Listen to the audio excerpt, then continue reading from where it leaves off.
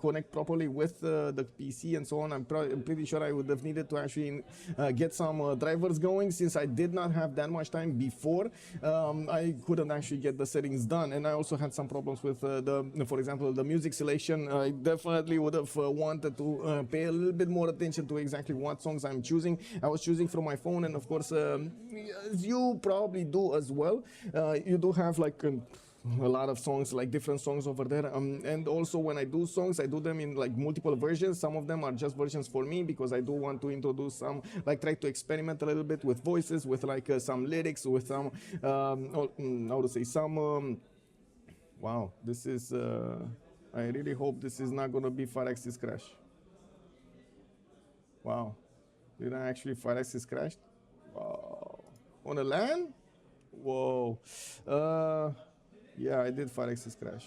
Wow.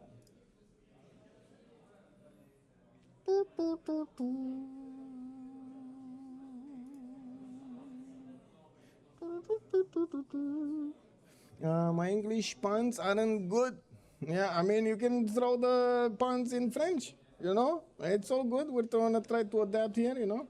It is what it is. I'm gonna do my best to translate and everything, you know? It's fine, it's fine. Okay, just clicking on buttons to get back into the game. Was I the only one?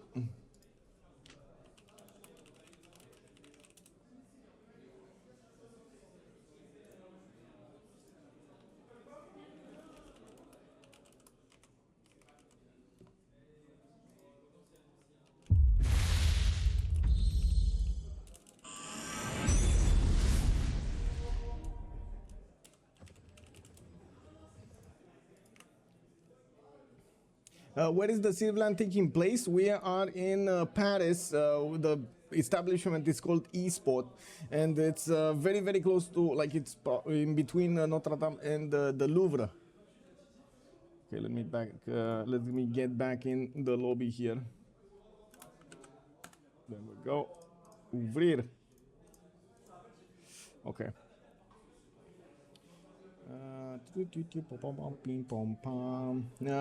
Rafifi, why are you not in the LAN? Yeah, very good question.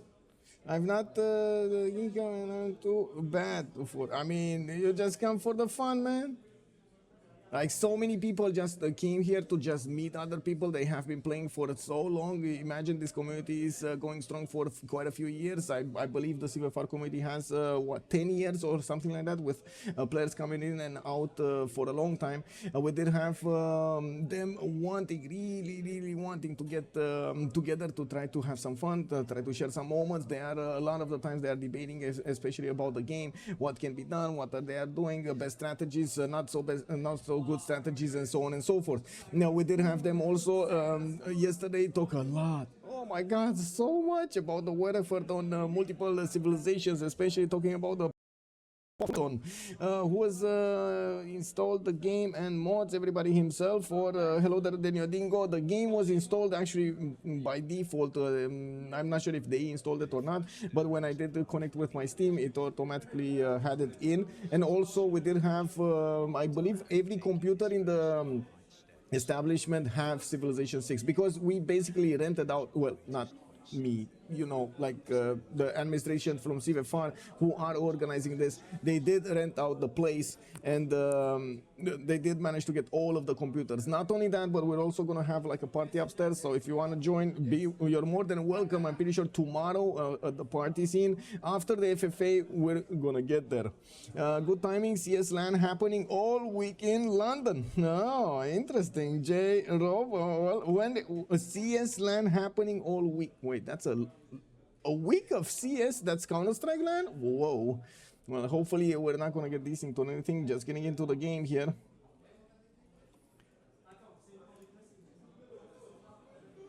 And this okay,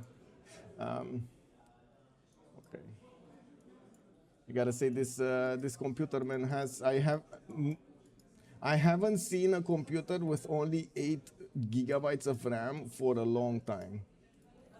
I would imagine they make the money for a RAM from like, I don't know, 3 hours or something, like 4 hours. I don't know why you would not buy an extra 8 rams, whatever. It is what it is. Anyway, let's see the map here, and we're gonna. I gotta say, it will be a bit confusing how things are gonna go, are gonna evolve over here. First of all, because we're gonna need to take a look who is who in the teams, and also try to remember exactly who is gonna have what kind of possibilities next to his neighbor. We do have immediately to see, for example, Japan, Ethiopia, and Gran Colombia are gonna be in the western quarter. We do have on the middle of the map, we do have Kabasa. That's going to be also in the south, the city state. Wonder what do we have here on the right side. Washington. Wait, which is Washington? This is BaNiPouZ, this is Lincoln. Okay, we do have Vietnam also, Temprout over here to the north, Mikisiwachik also to the northwest, and on the right side we do have Rakiret. Okay, so let me switch the screen for the big scene here. And we're gonna go in. There we go, in game. There we go. And I do need to tick off this so we don't need to see it. Can you put a yes, exactly. That's exactly what I was doing. Thank you.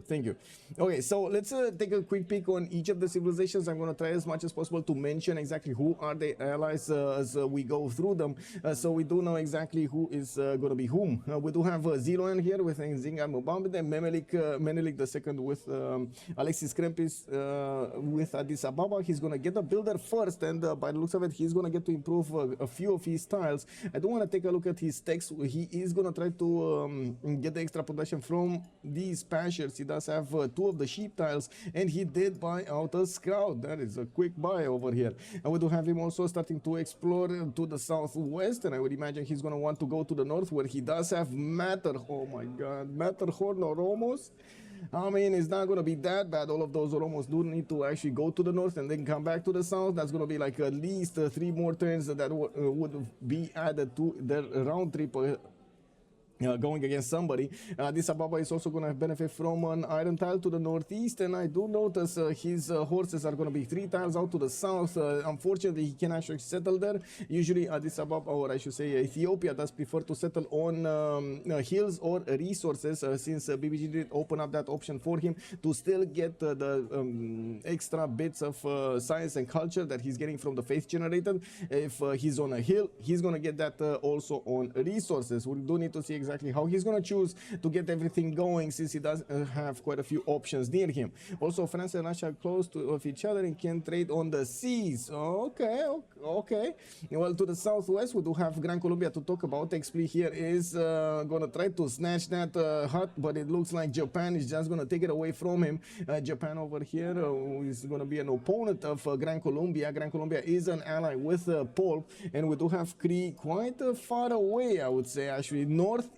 That is very far away from the lands of Bogota, so no trade route possibility between them. We do have Xpli needing to get his own gold. Good thing is he does have quite a few diamonds to improve over there and get the extra gold. We did have Frankus also managing to get a builder from the hut of Gran Colombia, and that was next to Gran Colombia. He just snatched it, man.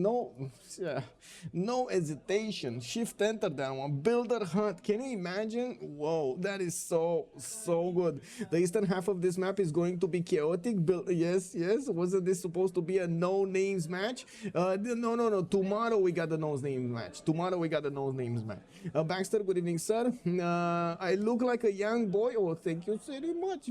Oh my god, that is so cool. You can imagine. That is so. I don't want to be old. I really don't want to be old. You know, I'm 37, but if you say I'm a little boy, I am a little boy. Let's go. I will take that as a compliment. Now we do have Japan here, Kyoto, with Settle coming up in 2 turns, and yes, he does have some resources on the seas to improve, especially those turtle tiles to the west side do wink at me. We do have him also with 2 horses to improve to the southeast of Kyoto, and his iron tile is going to be 3 tiles out to the northeast. We do also have one of these scouts there that is trying to figure out exactly what is going on and where he can settle. He's going to get also some extra culture from the seal tiles, and I do see he's also going to be on the coffee continent. He has a continent split to the southeast, and I'm pretty sure he's not going to be that unhappy to settle all of this southeast. You can see all of this coast. He's definitely going to get it. I also want to give a big shout out to let me see. I did receive a donation over here on PayPal, so I do want to give a big shout out to it. Give me a second so I can open up where I did receive it. One second. Red Glow Solutions. Thank you so much, sir. Thank you so much. Much appreciated. It is so welcome, by the way. Much appreciated. Should we have a poll for the first religion? If we get somebody to get the work ethic or feed the world, or how do you mean? How do you mean for the religion? Also, Daniel Dingo, you're 43. Don't be sad. Yeah. I mean, you know, it is what it is. You know, you. I'm sorry, I don't want to approach this subject. It's a very, very emotional subject actually for me. I'm sorry. I'm going to try to stay away from this so we can be happy. All be happy about something else. We do have to take a look on the east side here. Kabasa coming up with 225 truffle tile, already improved and getting those extra amenities from it, or that extra amenity from it. We do have a settler in 210s from that city center, and we do need to see how is he going to try to use that builder he just got from Yerevan. You do see Kongo just went in and took the builder. I mean, he convinced him. It's fine. He convinced him to come work for the great people of Congo. You know, it happens. It must have been, how to say, Mbande over here being a bit too good. I'm not sad. I sweat from my eyes. Divisely, hello there, sir. Who is the guy and what have you done with Michael? No. Hello there, sir, and welcome. Also, did I wait. Oh, you didn't answer. Wait, I mean, who gets religion first? Oh, who gets a religion first? Like between team 1, team 2, team 3, team 4 and 5. I would imagine, I guess that would be the choices. So let me actually put up that poll. Let's see if I can actually. Who will get the first religion? Team 1. Wait, team 1, team 2, team 3, team 4, or team 5. Okay, I do want to point out you can actually see the team labels on the top of the screen according to the colors. We do have 1, 2, 3, 4, and 5. So 1, 2, 3, 4, and 5 in a list over here on the top right part of the screen. I'm just going to put it for a few minutes. Let's actually put it for 5 minutes because I'm pretty sure it's going to take some time to discover, first of all, to get the holy sites. Second of all, you need to put the holy sites down. And third of all, you actually need to acquire the points to get those great prophets and activate the religion. We might actually see some Stonehenge also enjoyers. We do need to see if anybody's going to try that. And I do want to point out Zilouane over here is going to have the great Cerro de Potosi. We do have quite a bit of gold points that can be acquired. He has the biggest banana next to Cerro de Potosi with a 333 tile and a +7 campus, a 1 and a 2 and a 3 and a 4 and a 5, and oh my god, let's just look at this, man. What is this spawn? Oh my god. Anyway, Zilouane over here is going to be the ally of Alexis Krempp. They can actually at some point get closer to each other. Maybe they can. Oh, did he get another builder? Man, this guy is actually picking off every city-state. Look at Zilouane go. This is the second builder he got from a city-state. He first got one from Yerevan, and he's getting it back to his territory. And with the warrior, he got one from Johannesburg. This is a 3-charge builder. This is a 3-charge builder. He already has 6 charges out of nothing. Just warring city-states that he couldn't actually get anyway, like soothe them anyway. Wow. I mean, yeah. I would imagine this city states are very unhappy right now. They're very unhappy. They're out in the streets over here claiming to get the builders back, bring the people back to work. Anyway, now we do need to see Zilouane benefit from Cerro de Potosi, and we're going to come back to see exactly what's going on with his sim while we need to move forward to see also the Cree territory. We do have Mikisi watching benefiting from 1 and 2 and a 3 and 4 possible tiles. 5. Okay, 5 extra bonus points on his trade routes, which, to be honest, is not that bad. We do need to see if his tempo is going to be good against other players, and we do need to see if any of his opponents are going to manage to get in his land and stop him from simming. I would imagine those trade routes are going to be very juicy to pillage. All victories enabled? I think so. I didn't actually see anything about victory conditions here. Let's actually see. Yeah, conquest victory, culture victory, diplomatic victory, religious victory, science victory, and score victory are all open. Territorial victory is not open. Usually we do not actually use this victory condition because it just doesn't make sense. Okay, let's actually see what's going on here. We do have Congo actually body blocking that settler of Poolp, which might actually just go to the north because of that. We do need to see also, there we go, we got Cree actually getting an Occhitao. Did she just buy an Occhitao? No. Oh yeah, she did actually. It's 0 movement, so she did buy it. Wow. Oh, that was an expensive. Remember, the Occhitao is actually, yes, sure, stronger than the normal scout, but it's also more expensive. It's 80 gold versus the 60 normal of a scout. Kongo taking revenge against the colonization. Yeah, they're doing it. They're doing it. Holy moly, what a wonder spawn indeed. The Cerro de Potosi is going to be quite good here, and I do see pretty good land also for Mbande. If I do remember correctly, Mbande's bonus has been changed, right? But also it did drop like a rock in the player preferences after it got changed. Nobody wants to play it. Oh my god, man. Give me a second. Kongo, and then Mbande, and Zinga Mbande, 10% gold, 10% culture in the cities with them. Mbanza, we do have the Mbanzas also providing 2 adjacency, 2 commercial hubs, and theater squares. So you do need to actually get a lot of those going. That will also give you a lot of golden housing. So, you know, all in all, it's pretty good. Now we do need to see if if Zilouane is going to manage to get there quickly and benefit from all of those bonuses. I would imagine also campus first or a commercial over here is probably going to be the way to go. He does have quite a few very good spots for campuses next to these mountains.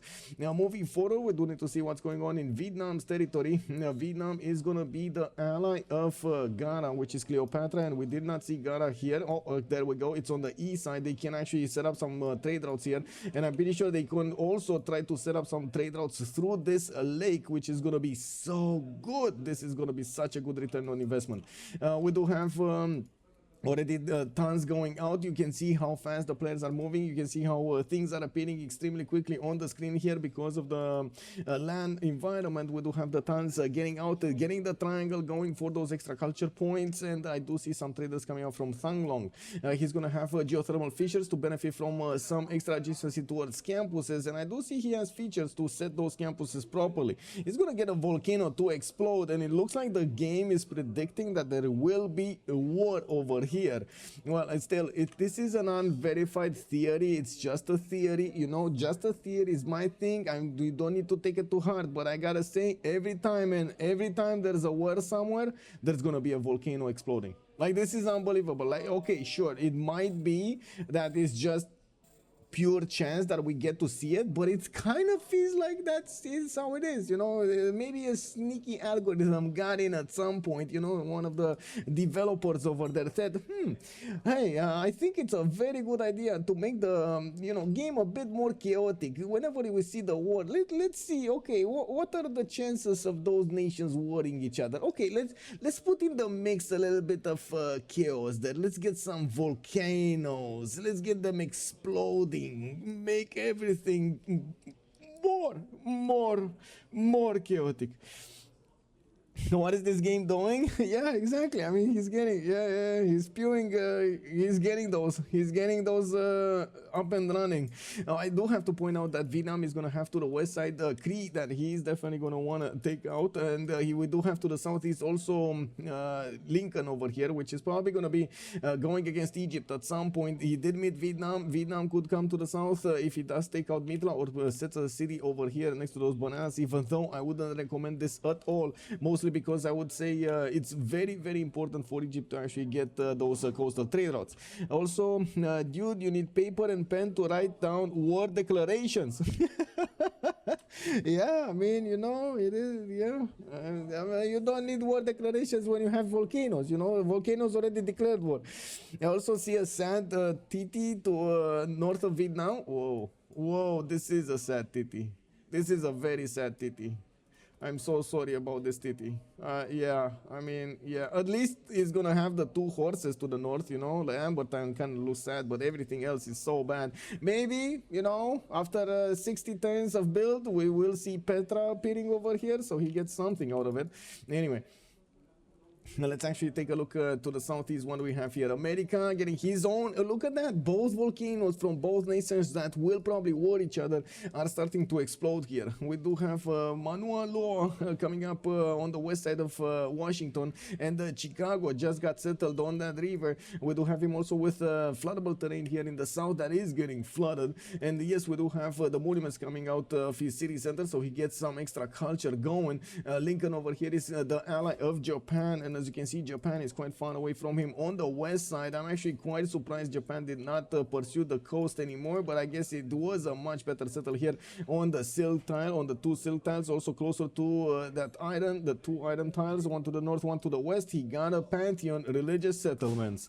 Now let's take a look also at Cleopatra. We do have him already started up on his Temenanki from his capital, with the city of Zilouane being settled on geothermal fissure to the southeast. We do have Sheridan going for his monuments, and I do notice he got a pantheon. This is going to be Lady of the Reeds and Marshes for that extra production on the floodplain tiles. We do have to see what will happen over here when he's going to get those extra points of production and science at the same time in Racket. That he doesn't have that many tiles to benefit from, unfortunately, like 1, 2, 3, 4, 5, maybe 6, and that's about it with floodplains in the city of Racket. He's also going to require some of those tiles for his sphinxes, especially being put next to that wonder, so you get more benefits. Now we do need to see also what the sim will look like. I would imagine Egypt over here is gonna want to do something, some moves against BaNiPouZ. Now he does have also to worry about his northeast. We got Chuck. Oh wait, does he? Wait a second, who this? Oh my god. Well, okay guys, I need to approach this a little bit slower. I need time to try to phrase this in a way so it doesn't give up at the end of the game, even though I don't think I can avoid it. I honestly don't think I can avoid it. There's a team, we just talked about this before even we saw the map, right? There is a team, Chuck and Nyax, on the northeast of the map, close to each other, with a lot of natural borders towards the west side that nobody's want to go through. Like really, everybody has something to do except against them. This is unbelievable. They're just gonna get free sim going. You see Chuck already opening up with campuses. He's probably gonna follow up with some theater squares and some harbors. We're gonna see him try to get the gold and the extra housing. We're also gonna see him have very good stats. Woo, very good stats. We got over here the French Eleanor that will also have the opportunity to get some Garde Imperials. Let's actually check the continents. He does have the city of Paris on the southern continent, on the blue one, or well, white blue one. And we do have him on the same continent as Egypt. This is gonna be massive. He could take out Gara with those Garde Imperials if he does manage to get there a lot faster. And since Gara might actually go to war against America here to the southwest, his development of the empire will definitely be slower. Now, where is the hat? The hat is not here. The hat is not here. Do Russia and France have a continent split as well? Let's actually see. No, they don't. I mean, I guess if you count Paris, yeah, I guess so. Yeah, I guess they do. They don't matter. It doesn't matter though. I mean, really, this doesn't matter. They just need to get coastal trade routes, and that's it. Now, also, I'm pretty sure the fact that Eleanor is going to be to the southwest with a big incentive to actually get some wonders going, some theater squares going. I would imagine Nyax is going to be very happy at the end of the game to just send a few rock bands, you know, play some songs over there in the cities of Eleanor and try to steal the show, as they like to say, right? Russia can feed books. Yes, that is true. Pierre, hello there, sir, and welcome. Do Russia, what is the no bonus at Temenanki? Interesting choice. Yes, that is a very interesting choice. Well, there will be some bonus at Temenanki, but is it worth it though? Like, you pay so much for the Temenanki. Is that extra science going? Let me actually take a look here. So this one that actually costs you 110 production, because you need to cut it in half. We're playing on online speed, so it's the price production is cut in half. This is standard speed. And so 110 production that you invest in a wonder that will give you, let's count it out, 1, 2, 3, 4, 5, 6 possible tiles. That's what, 19 turns, 18 turns, 18 turns to get a return on investment. If you don't count the science, if you count the science, it would be around like what, 14 turns or something like that. Not even 14, I think like 12 turns, 12 to 14 turns. That is a long return, to be honest.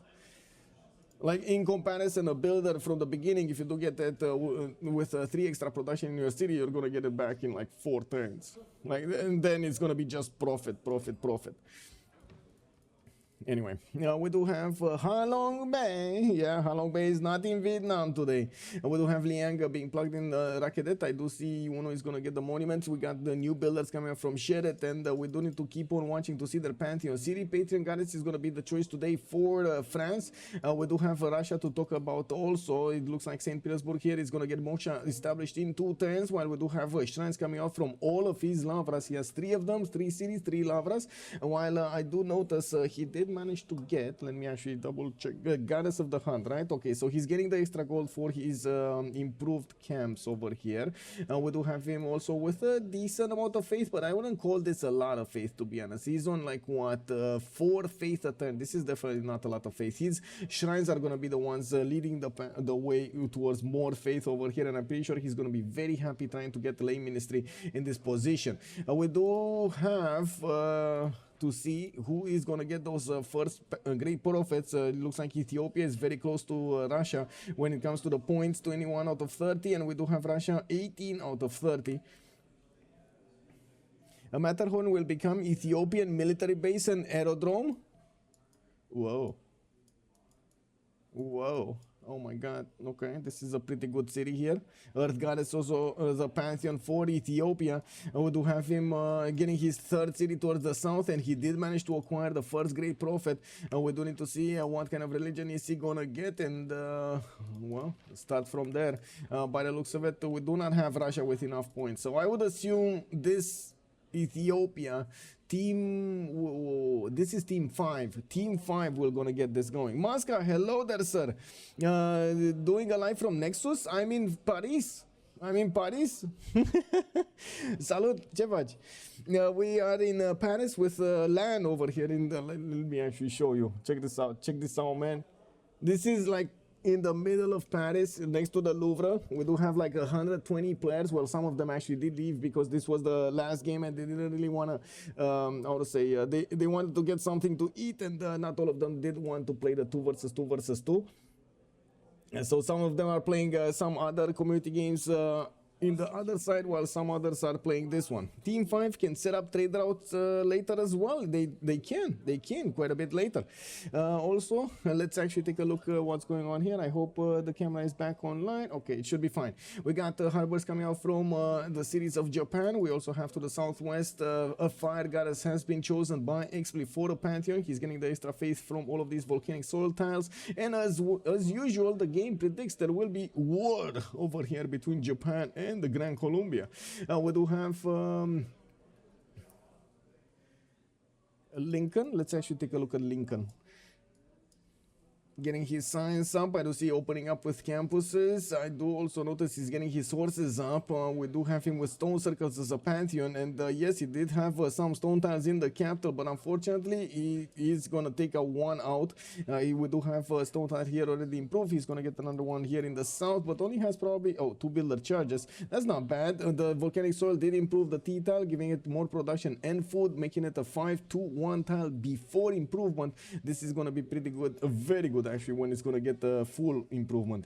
Nyax also has started building his Temple of Artemis. He's going to try to get the extra food, extra housing, and the amenities coming around from all of these pastures and camps to go for the cities that are working them. We do have him also starting to raise up in the faith generation, and since we did have the first religion, Eastern Orthodoxy, being chosen, Ethiopia is going to take feed the world with the shrines giving him another +2 food and +1 housing, and the temples will provide +4 food and +1 housing. Defender of the faith also for the extra +3 combat strength when defending.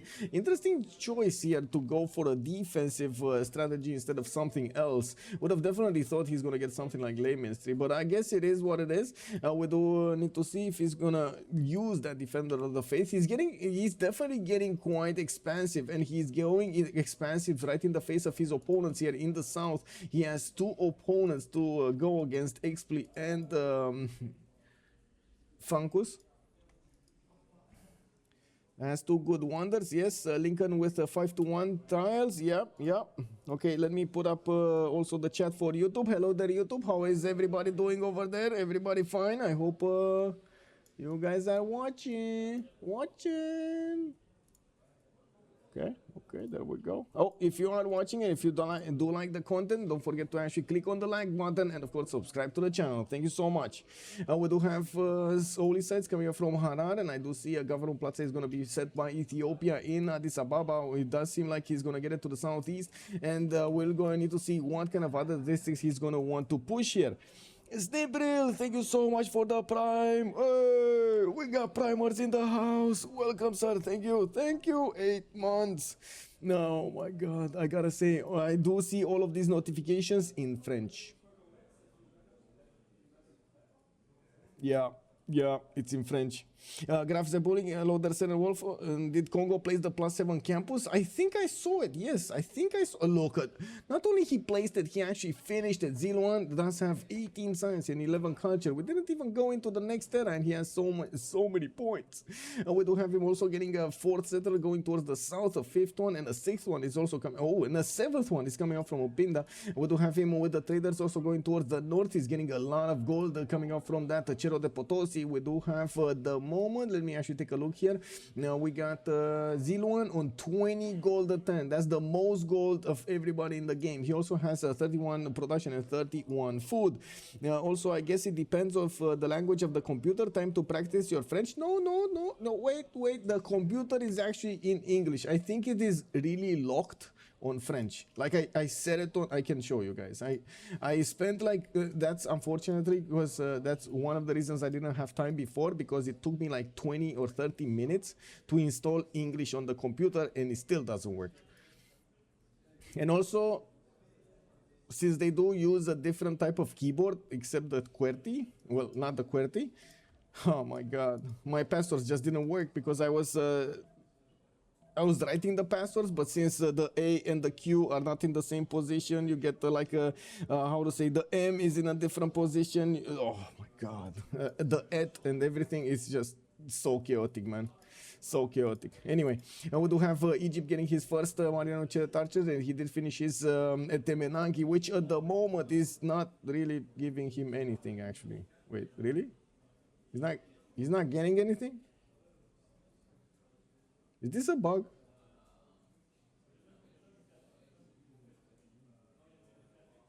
Is this a bug? Because he definitely should have gotten something. Anyway. For changing the keyboard, you can put Alt Major. Normally the keyboard will be English. That does, I mean, normally yes. For this computer, no. I don't know, man. Like, to be honest, if it would have been me, I would have just reinstalled Windows altogether. Like, all of the settings are very weird. Anyway, I'm gonna wing it. It is what it is. I'm gonna try to adapt to the situation at hand, and it is what it is. I just want to have fun. I just want to see what's going on in the games. I want to be here and not actually have any kind of, like, you know, dark energy going through my mind. That's the normal new Temenanki. You get the extra production on the tiles of the city, but the science procs only on farms. Oh, right. Well, it shouldn't be. It should be on. Oh, right. You do get it on the farms, not on the. Sorry, I thought also improvements are in this place. I think he also thought the same thing, to be honest, because otherwise he wouldn't have placed those very bad sphinxes. Why is my game locked? Oh. There we go. We needed to reload. How to say reload? There we go. We got this thing. Come on. We got. I mean, we were missing the extra production from Lady of the Reeds and Marshes also. Like, there was no +1 over there. That's a comment. If yes, it will explain everything, since Intel is well, first of all, Intel is not a French company, it's American. And second of all, yes, it does have an Intel, but I don't know if it's a core. You mean CPU? Yes, it is an Intel CPU. I don't think that's the problem. I think the RAM is the problem. Like, only 8 gigabytes of RAM in this 2024 is not enough, man. It's like, it wasn't enough in 2016. It's not enough. It's definitely not enough now. So I have, like, from time to time, I actually, you heard those, for example, the voice of Golden RPG just going weirdly at some point. That is the RAM just effing up. Like, yeah, it's just weird. Anyway, yeah, we do have already words going around. Looks like Gara is gonna field well, I should say BaNiPouZ is going to feel the sting of Gara. It looks like also he's going to pillage his resources while BaNiPouZ is trying desperately to get his horse out from Washington. We do have Moksha being plugged in, and he does not have a builder ready to chop anything. That's going to be probably a city down from him. Charleston is getting under attack from the north from Vietnam, which is bringing down horses towards the city of Mitla and will take that city down, while we do have the Egyptian Mariano Chariot archers starting to pummel the city of Charleston to smithereens. He does have a warrior that can actually take over that city center when he gets there. Now, by the looks of it, we do have also a builder in Iuno that's going to come out, and also will give him the opportunity to get some chops done.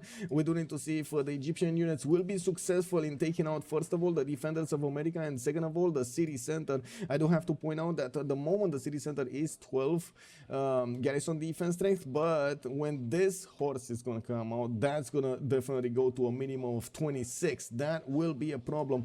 And I do have to point out that Gara's Mariano Chariot archers are actually not as strong as you would want against horses. The horses can usually two-shot them quite easily.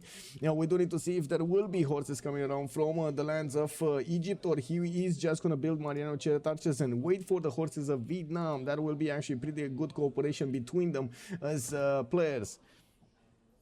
I did call it out. Wasted production on a Temenanki. Yes, this is well, it is what it is. He's getting 3 production. That's it. 3 production. Oh my god, guys, this must have been the worst Temenanki like ever. Can you imagine 3 production points per turn after you spend 110 production to get it?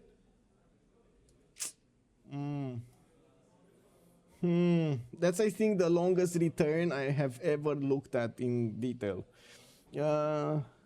For the keyboard, I checked now how you can add it. Oh, yeah, the keyboard is fine now. I did manage to get the keyboard going, but the computer still like refuses to switch to English. I don't know, man. It is what it is.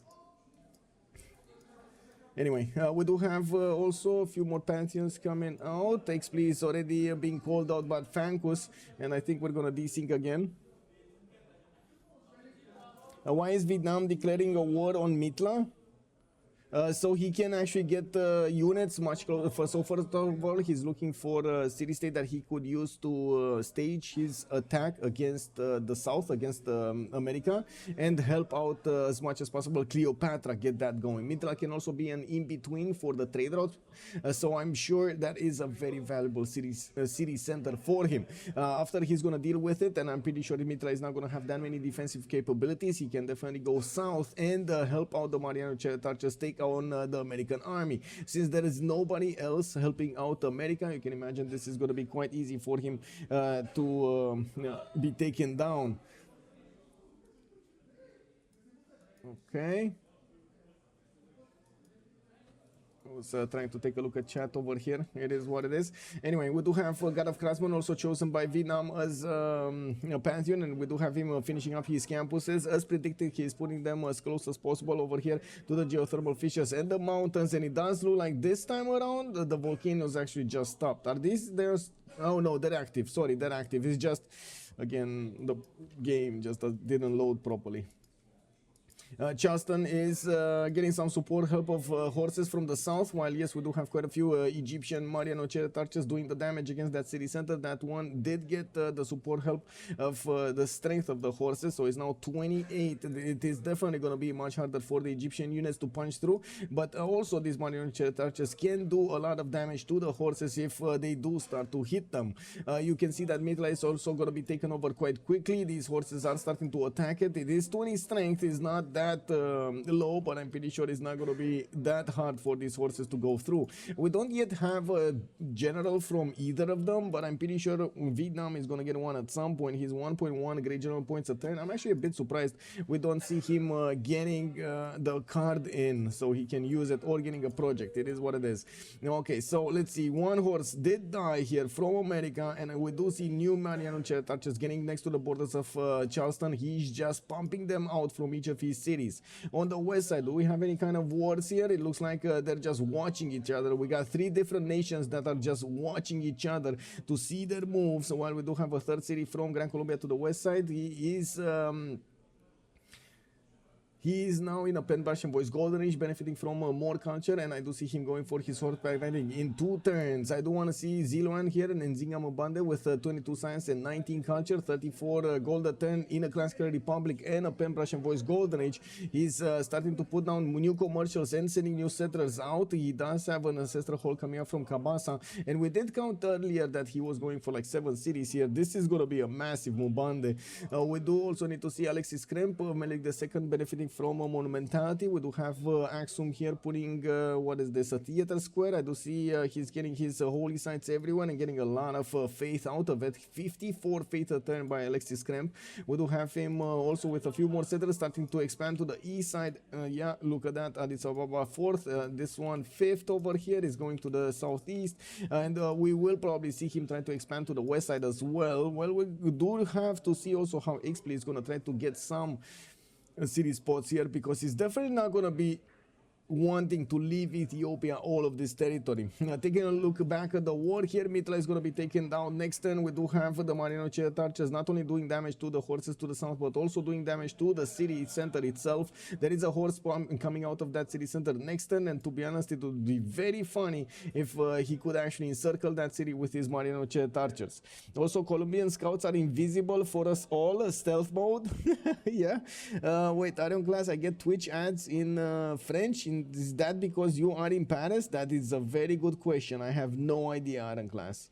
I actually have no idea. Dushnila, good evening, sir. I did call it always the production for the keyboard. Why is the Vietnam declaring war? Because Mitla is tasty. I do like what Rafif is saying here. Mitla, you know, is tasty. You know, they had to take it. They had to take it. They had to do it.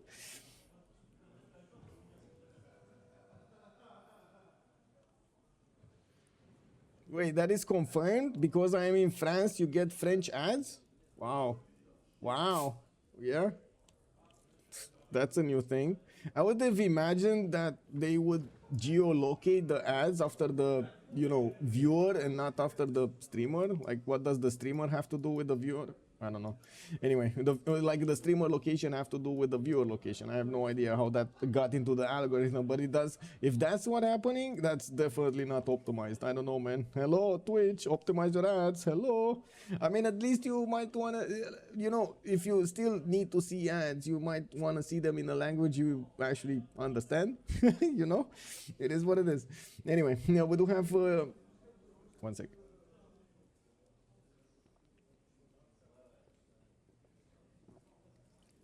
Exactly, you're not getting Romanian ads. Mad Beats, hello there, sir. The law in French is about we don't want advertisements that is not approved, at least are French. What? Okay, interesting. Not approved by whom? I mean, to be honest, just my 2 cents on this. I would definitely, like as a content creator, I would definitely want to have a choice in which ads are actually, from which companies are actually on my channel.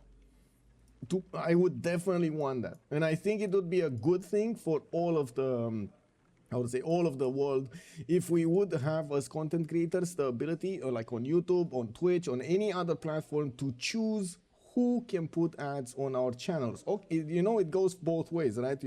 First of all, it goes like the companies are choosing which content creators they can actually put the ads on, and they can do a blacklist. Well, it should be the other way around also. We should be able to not have companies that we might not want to have, or we might not want to how to say advertise on our streams. I have a solution against strange ads. Oh, you okay? Okay. It's more about to protect the people from too aggressive lying ads. Yeah, I mean, sure. Yeah. Again, yeah, the same thing, right? You. Why not give the content creator the power to say no to some form of companies or not? Anyway, we do have France also managing to get Zhang Heng as a scientist, and by looks of it, in the great scientist screen, he did manage to acquire Hypatia. He's getting that extra library point there, and a free library. We did have Charleston also getting surrounded by so many Mariano chariot archers that are slowly taking down all of the American military. Not that many horses right now on the front line from Vietnam, but another 2 and more are coming, and I'm pretty sure he's going to want to keep on expanding since he is choosing to go for Ancestral Hall. We do have BaNiPouZ in a pen brush voice Goldenish getting attacked by 2 of his opponents, getting also in the south pillaged over here, and yes, he does have quite a bit of production, but it doesn't seem like his production capabilities are allowing him to actually go forward. He's in a pen brush and voice Goldenish, so yeah, getting that science, getting that culture going from each of his districts. Sean Lombardo, hello there sir and welcome. Since Amazon took over, it has sadly gone down on the road of too many aggressive ads. Interesting Monstrat, because I mean there's been a lot of talk about that, but I guess I'm not how to say I'm not that informed to give you information. But yeah, reload is done. Yes, I know. I don't know what's going on, but yes, it's not cool. Again, did you hear that? Did you hear that? This is the RAM. This is because of the lack of RAM. Did you hear that? That's basically the, how to say, the memory running out. We got Ancient Wars coming up in Charleston here in 2 turns, but I'm pretty sure it's not going to be that hard for the Mariano chariot archers to chew through them. Egypt did manage to pillage the tobacco tile that Washington didn't improve earlier, and it looks like he took out that scout from the south. There was definitely an Egyptian scout here. I don't see it anymore, so he must have died. Now we do have to take a look at Frankus also getting his bronze working in 1 turn. He does have 4 cities, and by the looks of it, he's starting to improve quite a few of his territory. Campuses coming out from Tokyo, while we do have lighthouses also in the capital city for that extra housing and an extra trade route capacity. He did choose to go for Ancestral Hall, finished it, and now he's going to need to pump out quite a few settlers. I would imagine if he got Ancestral Hall, he is prepared to actually get more than 7 cities over here, because otherwise that Ancestral Hall is kind of useless. And we do have also Nyax with a Monumentality Golden Age, 12 Science and 32 Culture on Russia, 31 Faith a turn with 3 cities and a religion. He did go for choral music with Lay Ministry, getting that extra culture going from his shrines and temples, and getting holy sites and theater square districts in a city following the religion, +2 faith and +2 culture. We do have also Chuck, Eleanor of Aquitaine, 34 science with 39 culture already. He's actually the biggest one. Oh my god, it's Batriu actually the biggest one with 55 and 52. We just missed that. We didn't get there yet. And we do have Chuck also with 245 cities, and I do see he did settle the Halong Bay in the city of Ruan. And we do have Governor Victor deployed to the southwest. He is wary about the military power of Egypt, and he is not that aware of what's going on in the lands of America. We do actually need to take a look at his vision. He doesn't have vision at all about that city of Charleston. Now, by the looks of it, we do have that city about to be going down here. Vietnam is going to finish it, but the walls are going to be finished first, so he's going to need to chew through them if he actually wants to take over that city. Looking at Gara, 12 science and 15 culture. Of course, Cleopatra over here is doing everything he can to take out BaNiPouZ as quickly as possible, so he doesn't allow him to get anything done in the game. And of course, the fact that he is going to take these cities is going to allow him to have all of this south for himself. Won't want to split it with BaNiPouZ. We also have Temprout here, Batriu, Golden Age, 55 science and 52 culture. Doesn't have an economy to speak of, and he is on 53 production. I do see multiple builders are going to come out of his cities, and I do see another Than from Mintra being deployed to the south. Also, a few new archers are coming out. I'm pretty sure those are going to turn into Voichens at some point. Those are amazing units, by the way. We do have him also with Ancestral Hall finished here in Thang Long, while he does have quite a few more cities to settle to the northeast. At the moment, he's choosing to help out his teammate to take out the nation of America. I do see Xpli is gonna get his baby baba. Wait a second, we're reloading. Yeah, reload every turn. Yes, I know, man. 8 gigabits, man. 8 gig. Oh my god, I can't believe anybody would have 8 gigs. Like I can't believe it, because like most of the computers that you're gonna want to get right now will need to have at least 64 So it was like the norm to have 16. It was good at it, so like the norm was 16, but it was very good to have 32. Now the norm is to have 32, but it's very good to get 64. I don't know how it's still on 8 or anybody's on 8. No. Wow. Anyway.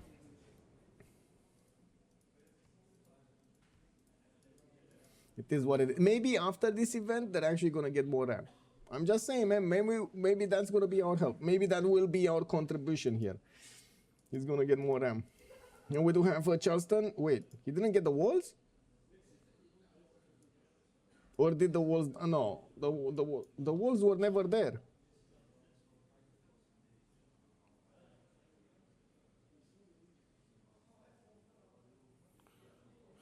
Yeah, exactly. Yeah, there we go. I'm going. Yeah, exactly. 64 it needs to be the norm now, mostly because the assets are starting to be so big right now. Like, it's incredible, man. You need to have so much RAM to actually hold them, and the games are starting to be very big. In 2 or 3 years, my god, my god.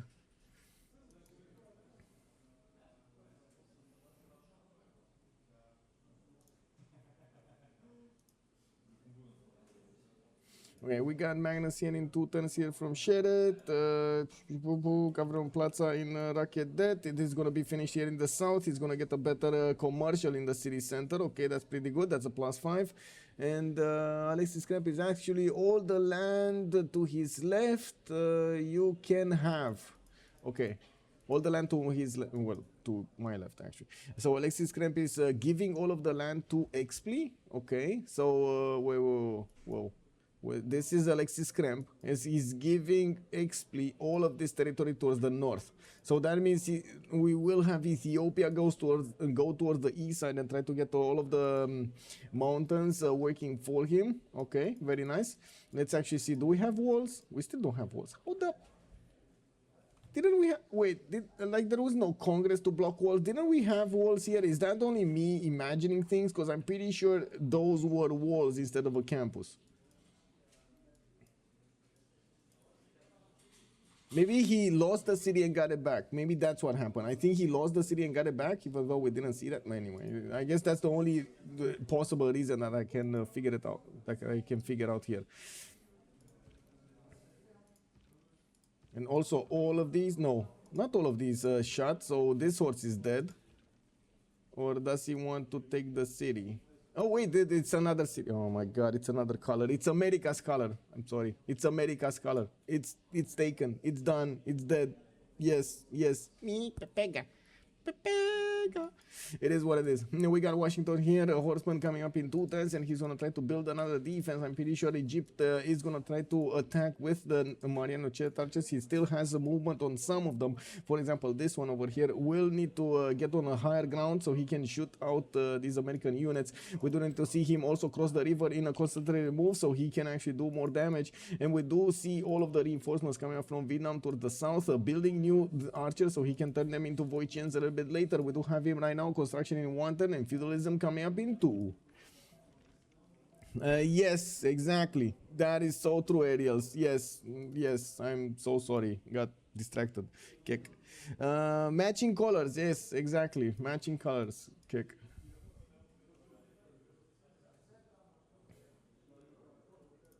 Oh, this is this thing is gonna get old very quickly. I also got to take a look at the schedule for tomorrow, and we do have a game started up. The first game started up on 10:30. You can already see the premiere for the live stream for tomorrow already up on YouTube. If you wanna take a look over there and click that follow button for sure. I do wanna do some tests way before the stream. I'm gonna try to get tomorrow a little bit earlier, so maybe I can actually get my own headset working because, you know, microphones reasons. How are you desynced the LAN? That's a very good question, Cool Whip. Yeah, I got Fire Axis crashed at the beginning and this happened. I'm gonna try to rejoin actually when we're gonna have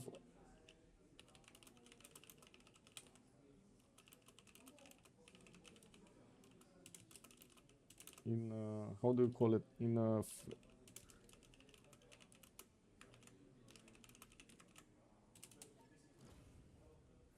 Linda, he says the yes. Yes.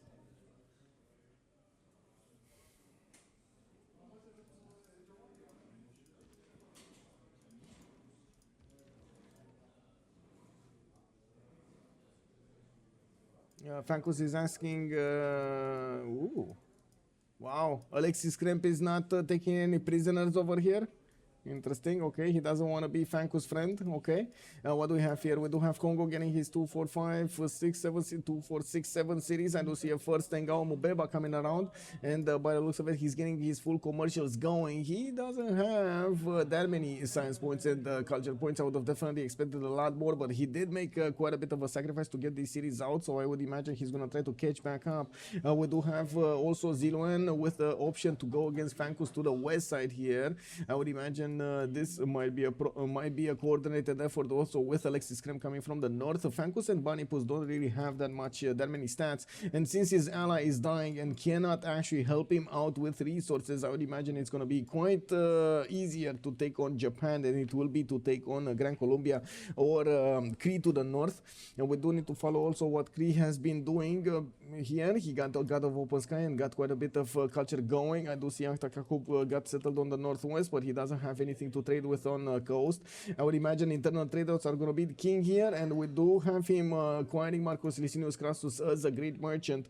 By the looks of it, in the great generals, we got Vietnam trying to get, or still trying to get one. America is still trying to get one, but oh my god, he's not there. He's just not there. He doesn't have the time. Zankian has also been recruited by Cree for an extra trade-out capacity, and by the looks of it, on the right side, we do have France getting a he got the religion of Russia. That's why I just saw the link there. We do have also hanging gardens coming up in St. Petersburg. He's gonna go for audience chamber for the extra food, and he did manage to build that the Colosseum in the city of Novgorod. Got also the pyramids. Oh my god, Nyax has been busy. We got him on 19 science and 49 culture, a turn with 22 gold. By the looks of it, he's getting his harbors on the right side. He will get to trade with the city of Paris directly if that city is gonna put a harbor out. I would imagine that might not happen actually. Let's see, where is this commercial from? That's from Amboise, so he can still get something in Paris, like a harbor over here to the east side. He does have Rouen, also the governor data is established. France is already sending trade routes towards the cities of Russia and trying to get that gold rolling on 29 gold at 10, 43 science and 53 culture. Now I do also notice we do have commercial hubs in Rakedet. I do see he's gonna get Moksha in the city of V1 here, and Gara should actually try as much as possible to come back from this war that he's doing against America. Oh my god, I forgot to actually disconnect, kicked up, reconnect. Is that a +8 theater square in Russia? Wait. So Hanging Gardens and Colosseum, were they that close? I think they were close to each other, right? To put one next to each other. I can cast in strategic view to use less RAM. Oh my god, man. I'm gonna go insane if I cast in strategic view. That's like, I hate it. I don't like it. It is just the 2000-ish graphics just eat me alive. I'm so sorry. Like, I get itchy. I get like all of my body starts to itch if I see that strategic view. It's so bad. Like, I understand its logic and I understand it uses less resources, but it's just like, look at this. Ew, what is this? It's like, where are the actual details? Where is everything? No, bring back. Okay, there we go. Ooh. Anyway, I guess I'm gonna try. I need to remember, guys. Need to concentrate over here. Next turn, we need to rejoin. We need to remember to rejoin. We do have Egypt getting all of his marine charges to attack into Washington, and yes, we do have Vietnam getting closer with his horses. By the looks of it, he's also setting up his archers next to the city of Mitla, where he did have Governor Victor established. In the meantime, he's getting quite a few settlers pumped out from Tangong, Hualu, and Hue, and we do need to see exactly where is he going to try to expand into. We got Poolp also next to him, which at the moment is not doing that well. We do have around 23 science and 42 culture, trying to get the production up with 98 production points and 53 gold. That's pretty good. He does have Xpli. She does have Xpli. as an ally, but he is behind two of her opponents. We will need to see how long actually Japan will live over here without an ally. I'm pretty sure Congo is starting to get some war units going. Johannesburg is probably going to be the first victim of Congo, and then he can just keep on going towards the Japanese territory. I do have to point out this is a bit unfortunate. I rejoin. Okay, I rejoin. I rejoin here to fix the problem. Let me actually, you know what, I'm gonna try something else also. Lobby 5. Gonna try to join through somebody else.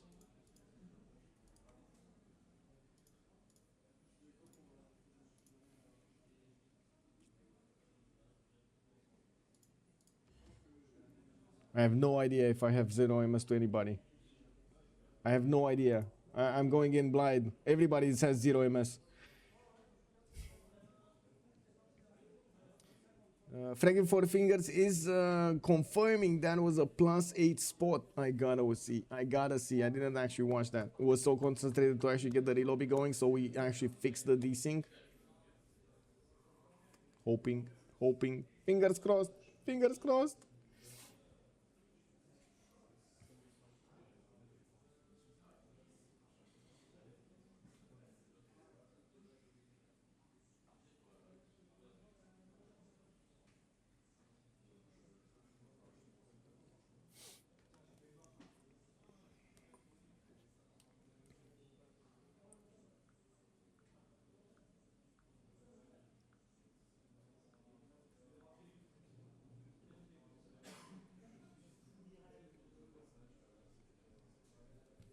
Okay, we got back in. Let's actually, I do want to take a look over here. Do we have, I saw some minuses. Okay, 1, 1, 1, 1, 1, 1, 2, 1. Okay, so everybody should have ping. Okay, I should have ping to everybody. Okay, we're back in. Fingers crossed, guys. Fingers crossed that we're not going to get desynced again. Looking at what's going on here, Egypt is going to make quick work of those walls. We don't actually have any strong unit in the city of Washington. While he does have a horse that can get there, it's going to take a bit more time. We do have the Egyptian units with enough strength to slowly pick off Washington defenses. Yes, I do have to point out these range units do have a penalty attacking into city center defenses like this, a -17 penalty. But yeah, it's just sheer numbers. Picking off 1 and 1 and 1 and 1, and boom. Hanging Gardens Colosseum. Okay, back on this. Let's see.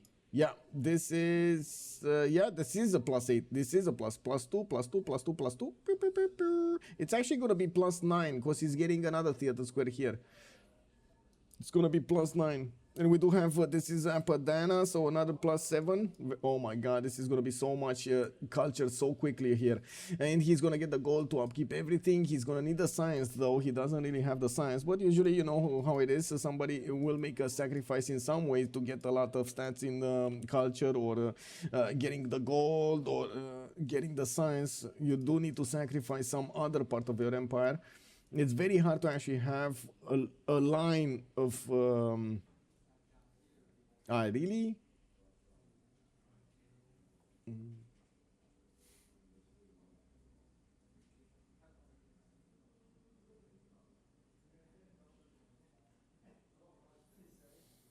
Yeah, sick, man.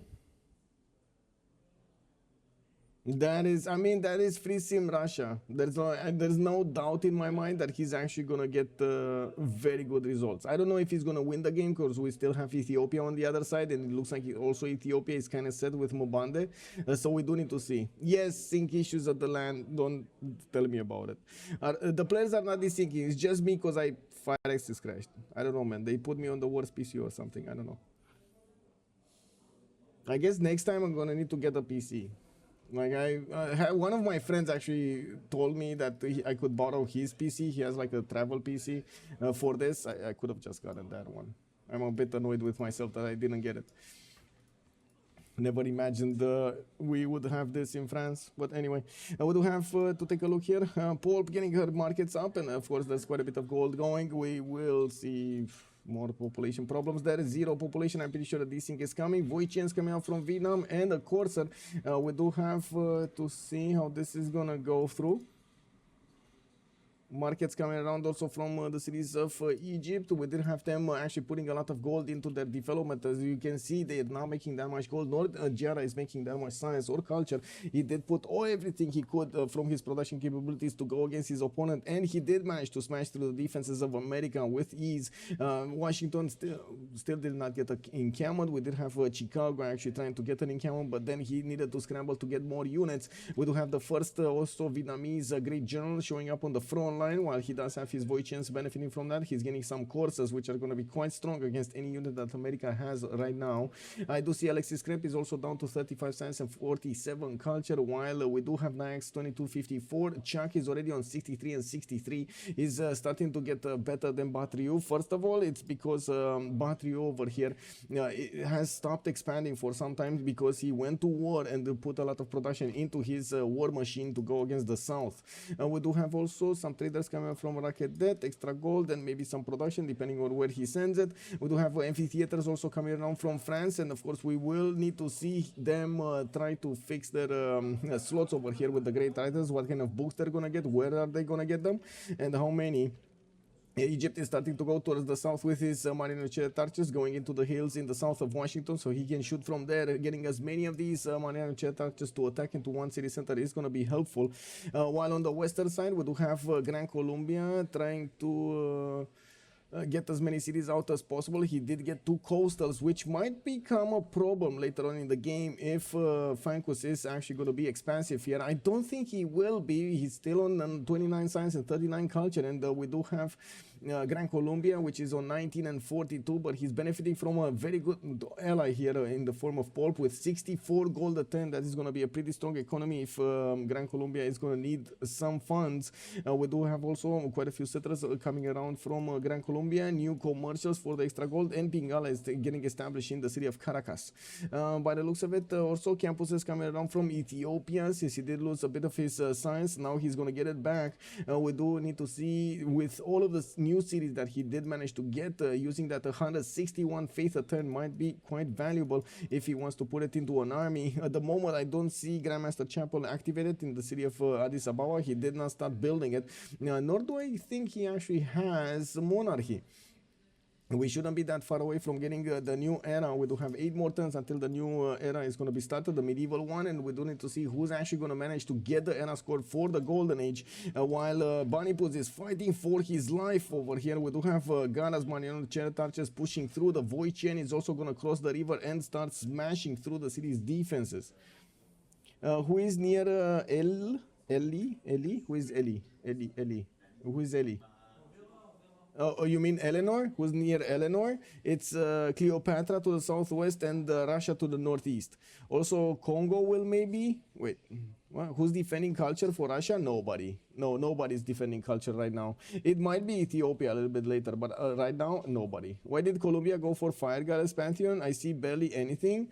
I don't think he had any other choice, so he just got it. Sometimes having the extra faith button, to be honest, it's quite helpful to try to get that extra bit of points to buy out a great person or something like that. You can still use it in some way, form or another. Military ally open. I think it's available. I don't know if they're doing it. I guess we're going to need to keep on watching to see if they're doing it, and of course try to take a look when they do get civil service, if they are making military alliance or something else. Well, players, I'm pretty sure players that are not going to get any kind of possibility to trade with each other are going to go for a military alliance, while the players that will get the option to trade with each other, for example, England over here and Russia, France, sorry, and Russia, might actually get this going. Can Eli flip Cleo cities? 7 Pop City. Yeah, Eli can flip. And I'm pretty sure he might. Actually, wait a second. Is he getting pre-built? Already? He's getting pre-builds for Guard Imperials? Okay. I mean, 70 science and 77 culture, and the difference between them in the science screen has been getting so big.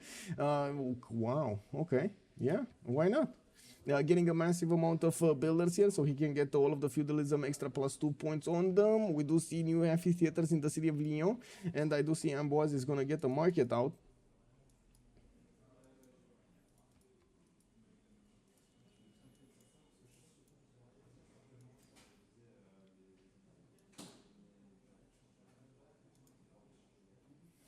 Chuck's motto: attack is the best defense. Yeah. Oh my God! All of these theater squares are gonna finish at the same time for Russia. He's gonna go.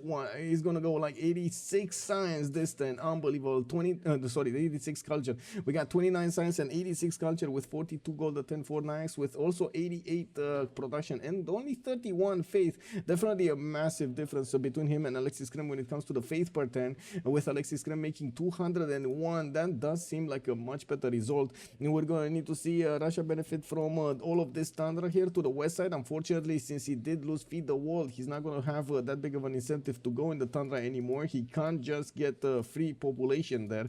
Looking at the southwest, Ancestral Hall is also going to be Egyptian first building, specializing building of choice in the Government Plaza, while the city of Washington is getting encircled by these coursers. We do need to see the Voichen and the other units trying to take it down. Oh my God, Ram is getting filled up again.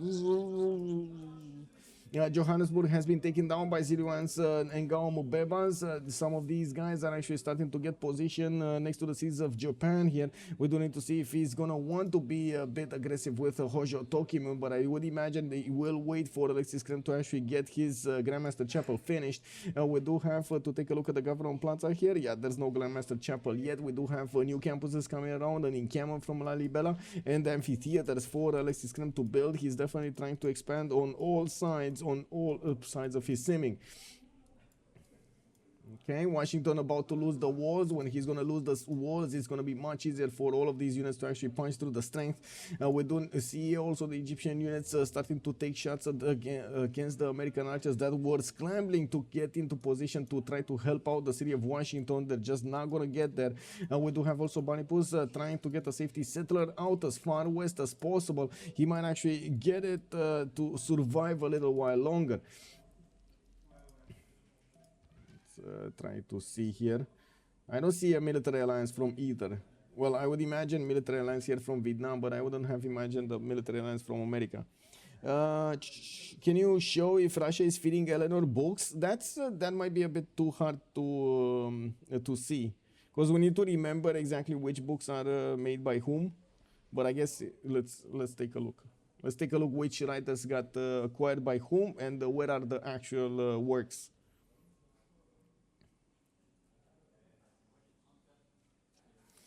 It will take a little bit of time because I need to hover on the amphitheaters to take a look at the books inside. Yeah, it is what it is.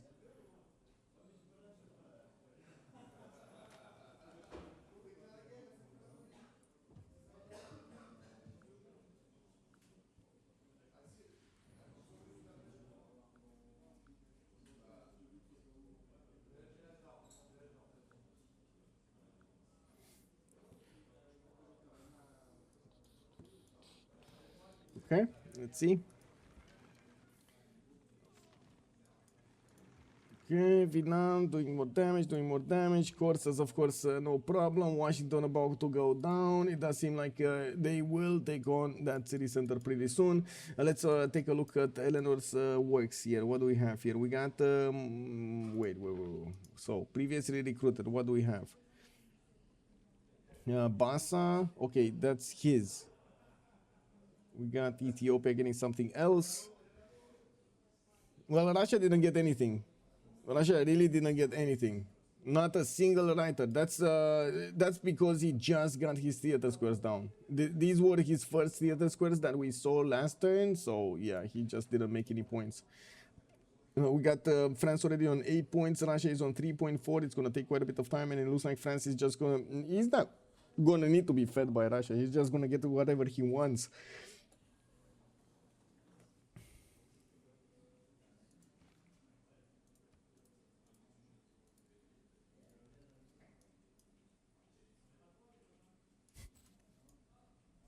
Man, I should go and ask them if I can download more RAM.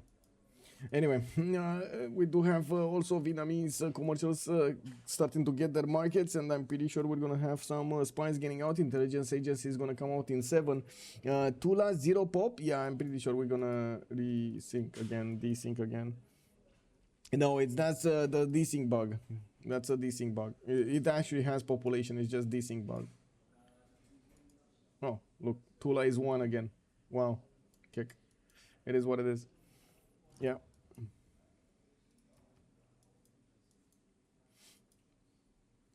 Okay, so the walls are down. We do have that American settler moving towards the southwest, towards the west side, and I do see Vietnam getting that scout across the river next to Zanzibar. He will see the settler and will know that he needs to take it down. We do have a courser coming in through the borders of Washington, going towards Chicago. Maybe this is going to be the unit that will take out that settler. We do have a horse here from Chicago that might actually need to escort the settler until his location is gonna be found. Vietnam is moving across the river. I'm pretty sure they actually met each other here.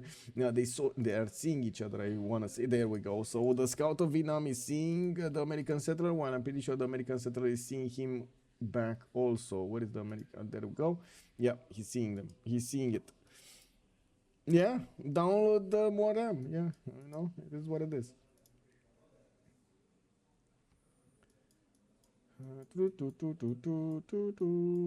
Oh well.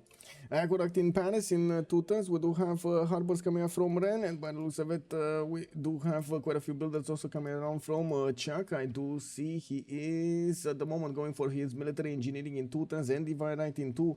Since we are 4 turns away from getting the new era, let's actually see Zilouane on 49 points. He needs 60 points, so that's another 11 that he needs to acquire.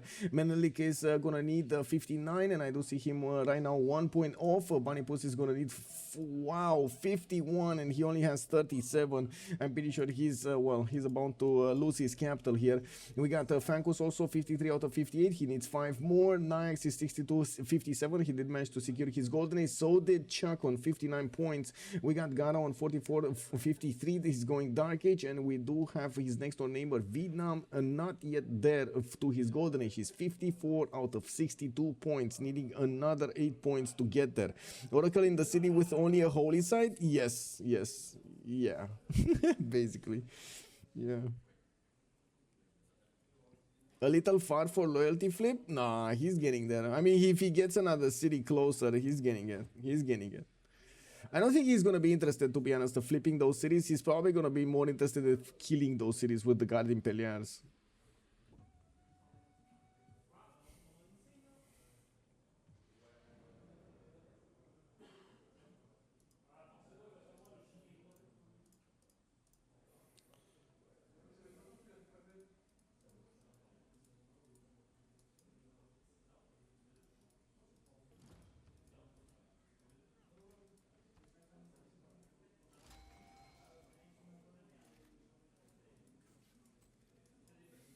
Okay, more sons coming up from Vietnam cities, and taking a look at his points over here in the score screen. He needs 4 more points, so he did acquire a few more. We do have Xpli also 6 points out from getting his golden age, while Poolp is gonna be 8 points out. Whoa, wait a second. Yeah, 8 points out from getting her golden age, 47 out of 55 points. The Voyagers did actually cross the river next to the city of Washington, and yes, we do have 3 of them that are banging on the doorstep of Washington. There's no unit to take over the city except this courser, and it does seem like the city of New York was actually settled on the west of Chicago. Did not give the opportunity for the Vietnamese scout to take it over. We do have Vietnam needing to actually come back with the courser and take that city center, because like there's again no unit to actually take that city center. KW, there we go. We do have new settlers also coming around from the cities of Egypt, and you look at that, Egypt is building more cities for Chuck. He's so kind. He's so kind. That is amazing. Anyway, on the western side, we do have Ethiopia appearing to have 2, 4, 6, 8, 9 cities, and I do see him benefiting so much from that monumentality golden age. He got the first one, especially with 253 faith attempts, 62 science, and 77 culture. Is gonna get going pretty soon. Also getting a lot more for everything. We do need to see when he's gonna start building his next specializing building of choice. I would assume it is gonna be the big Grandmaster Chapel, but I guess we're gonna need to wait for him to make a choice. We do have also Xpli starting to settle his west side here, getting onto the coast, which is gonna give the opportunity for Eleanor or Russia to try to get a navy and smash a few cities over there. I'm pretty sure Xpli is not gonna be that happy about it. We do have also Poolp on 46 science and 60 culture. When she's trying to get a few more commercials, she might actually switch towards a free inquiry golden age to get all of those science all of that science working, but unfortunately not gonna have that much culture. Getting a theater square here next to a great bath, and and finishing the great library in the city of Makfa Sakahikan to the west of capital. That also opens up quite a few possibilities for theater squares, and I do see a cattle tile that was never improved for the trade routes. That's so much gold loss. That cattle tile not being improved is actually taking away from Poolp's all of the Poolp's empire 5 points of that I can see. No, 6 points. 6 points of gold per turn and 6 points of food per turn. That's yeah, per turn. Kick W, man. Kick W. That's like what, 8% or something of our total economy. We do have also Vietnam managing to win the fight against the city of Washington and keeps on moving forward towards Chicago, while the Voicians are going to get into the range to smash the units of BaNiPouZ. It does seem like BaNiPouZ will not get the opportunity to train new units. We will need to see how fast Vietnam is going to get to upgrade all of these horses in the south here. He does have 2 more horses that are waiting for the Corsair upgrade, and we do need to see how they're going to manage to come out of this. Gara did manage to get a 67 goal per turn, while Temprout is on a 17 goal per turn. Cree? What is Cree? What is Cree? What's with the Cree? Hi Fox, hello there sir and welcome. Oh, we got a project here. What is this project? Campus research projects. Let's see.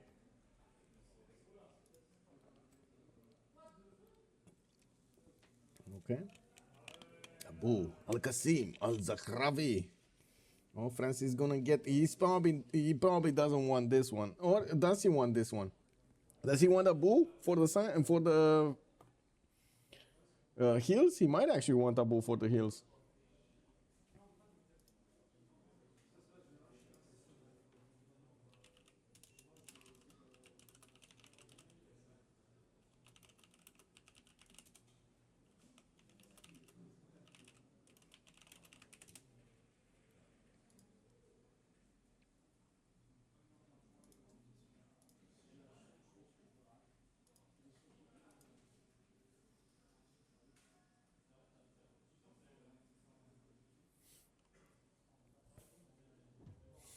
Eleanor stats are gonna go wild soon. Yeah, you're right, White and Nerdy. They're gonna go bird very quickly here. 108, 122 already, and as you can see, he's preparing his army here to the southwest. He's getting all of those pre-built warriors. We got 1, 2, 3, 4, and also getting a few more of these amphitheaters. I do want to check the loyalty. How much pressure is it already on the city of Rakedet? We got -3 there. Now, what is it on E1? E1 is not getting any penalty. Okay, so it's just Rakedet that is getting some penalties. And we got also the chateaus starting to appear here for those extra culture points and the goal points. What I do see, he did manage to recruit Abu. The next one up is going to be Isaac Newton. We do need to see who's going to have the production to actually get 305 points to recruit that scientist. It is a very valuable scientist. It does give you a free library and a university. And then the universities will still give you an extra 2 points of science. When prediction, do we I think we actually did have a prediction going on. Wait a second. Chazil response, it was Team 5 that got the first one. Yeah, that was Alexis Krempp that got it. So somebody's going to get quite a few points here. I don't know exactly how to set up the predictions. Maybe I'm just doing it like I did, right? That's amenities, not pressure. Wait, you actually... Whoa. Oh, that is amenities. That is amenities. Sorry. I was... Sorry, that is true. Thank you. I just saw minus and I immediately thought it's different. Trojan man, good evening, sir. Ethiopia was team 5. Yes, Ethiopia was team 5. What CS are in the game? Let's actually take a look here. We do have NASCAR with Almag and Yerevan for the religious city-states. We got Zanzibar, Muscat, Mogadishu, and Samarkand for the trade benefits. Vilnius, Namadol, Kagwana, and Mohenjo-Daro are going to be available for the culture. And while we do have Hong Kong for the only industrial city-state, we got a CAD over here also for the military.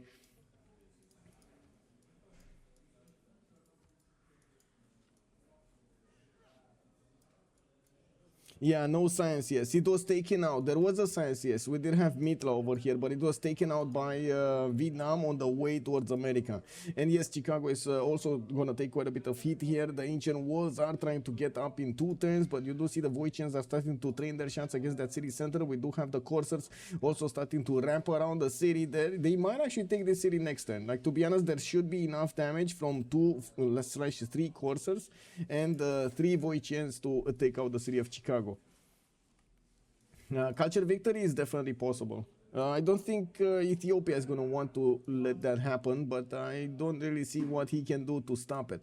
We do have Alexis Krempp on 78 science and 85 culture. He does have an incredible amount of faith, and he will probably take out his next door opponent here. And it is probably going to be Hojo Tokyo, not going to lie. That's going to be on the receiving end of all of the Ethiopian power.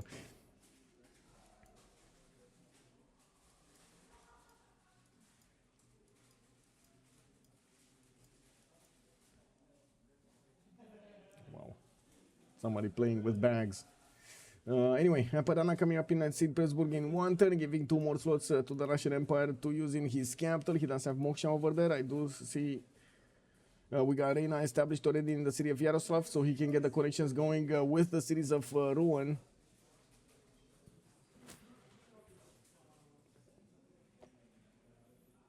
Thank God she's not playing with the bag anymore. Anyway, let's actually take a look over here. We do have Kongo getting to the south of Johannesburg, and yes, we do have Zilouane meeting some of these samurais on the battlefield. These are going to be definitely matching the Ngao Mobeba strength. We do have the commercial hubs also coming around here, and we're also going to have the Congress. I don't think we're going to have a pause during the Congress, though. Let's see what they're going to do. I feel like they might actually just give Mbande or something like that, the extra 4 gold for the trade routes for the first option. And I would imagine so many people can actually trade to Mbande here. Cree can trade, Vietnam can trade, even though I don't think Cree wants to trade to anybody. She's just going to keep on being internal trade route civilization here. We got universities also coming around, and looking at the point screen here, Congo is back on the track here, 6.9 points.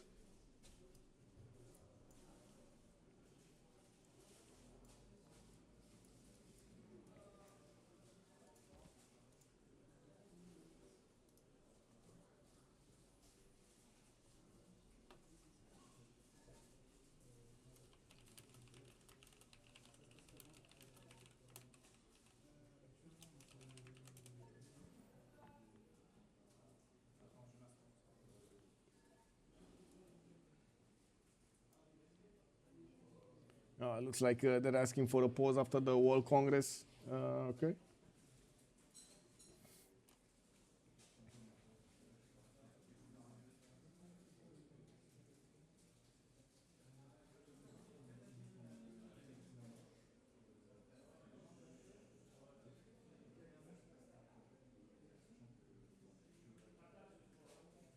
Man, I'm shocked.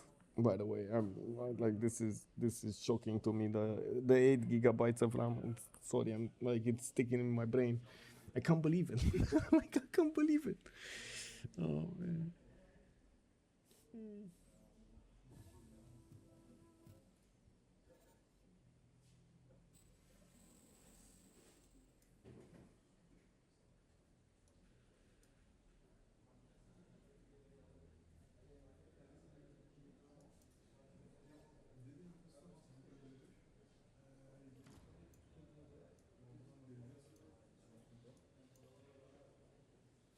Yes, so happy. We got a CivFR LAN going on in Paris. We are here. Everybody's here. We got intelligence agency coming up from Thanglong, and yes, we do have some markets, some finally markets finishing up.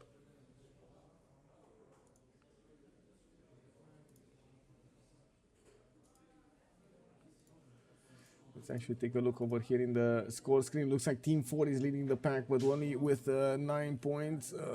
By the looks of it, we do have in the science victory. Wait, 11 points, not 9. Okay.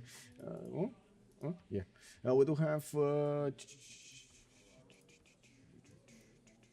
This is what I wanted to see. International trade routes +4 gold to Chuck. Okay, very nice, very nice. We do have, well, I mean, not +4 gold to Chuck, +4 gold to the trade routes that are going towards Chuck. And that's probably going to be Russia benefiting so much from it. Bomb, we do have players' borders will not grow via culture on Poundmaker, and 2 Diplo victory points on Simon Bolivar. They're asking if there's still gonna be a pause or not, so I don't know. Like, to be honest, I guess, you know, it is what it is.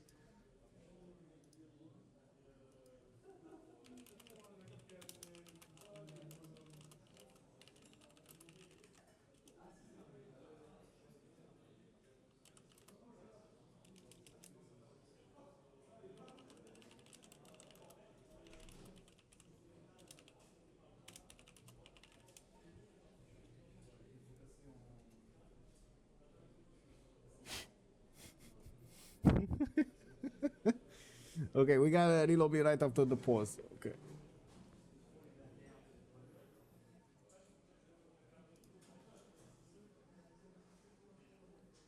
Oh, reload right now. Okay.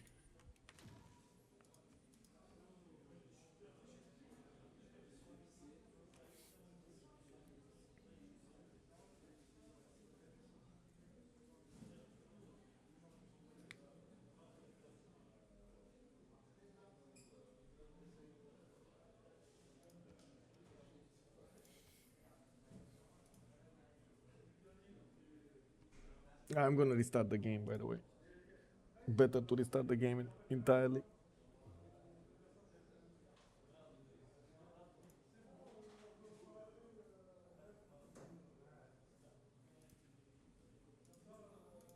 Okay, here we go.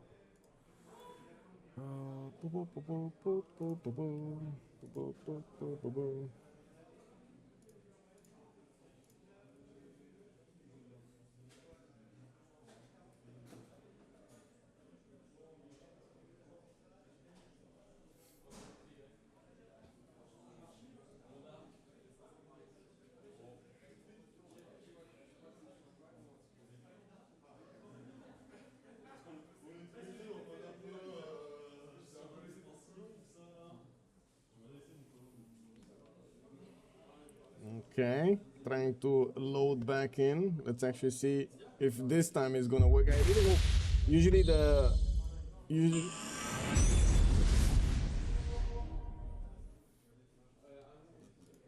Usually a reload should fix the desync.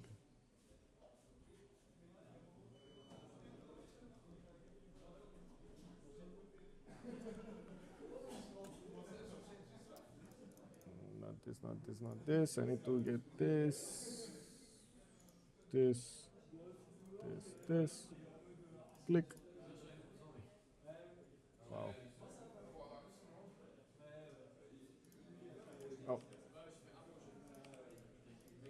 Oh, I think Poolp left the computer and did not get the lobby up. Kick.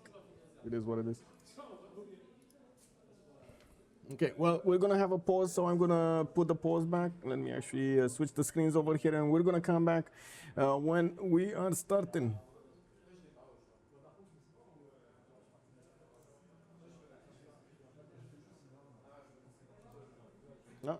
There we go. This is better. Maybe you can use one of the computers set up behind you. These are bring your own computers, basically. These are like I said, I'm probably gonna need, like, if there's gonna be another CivLAN, I'm probably gonna need to get one of those PCs. And I did have a friend tell me that he would give me his PC, but I said no, I don't want to take the risk of actually, you know, going flying with a PC. But yeah, it is what it is. Anyway, gonna come back.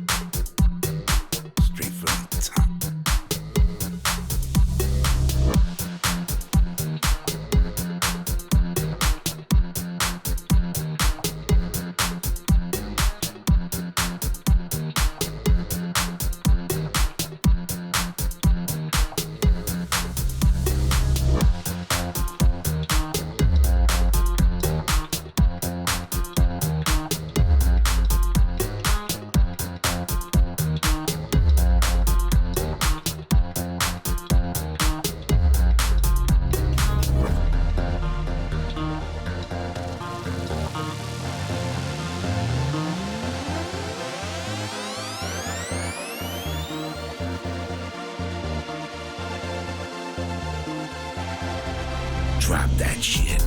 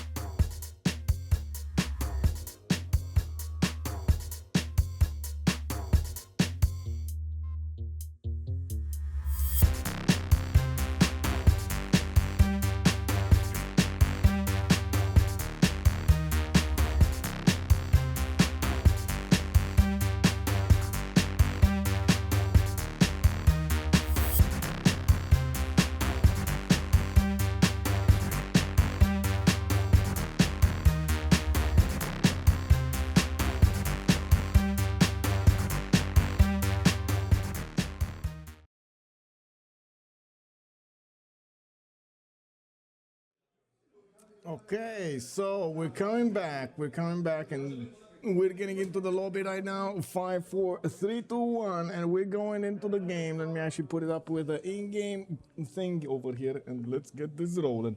We hope. I really hope we're not gonna desync again. Loading, please wait. This is a new seed? No, this is just the old game. We just relobbied. It's just the same game, but we just relobbied. There we go. Coming back. Coming back.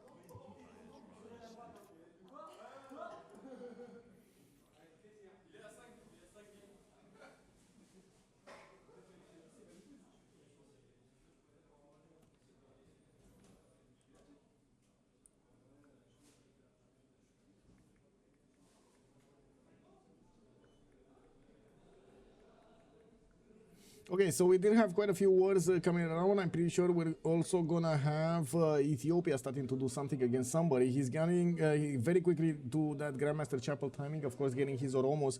I would imagine he's gonna want to do something with them. We do need to see what that something will look like and who is it gonna be against. I would imagine it will be against Hojo Tokimyo.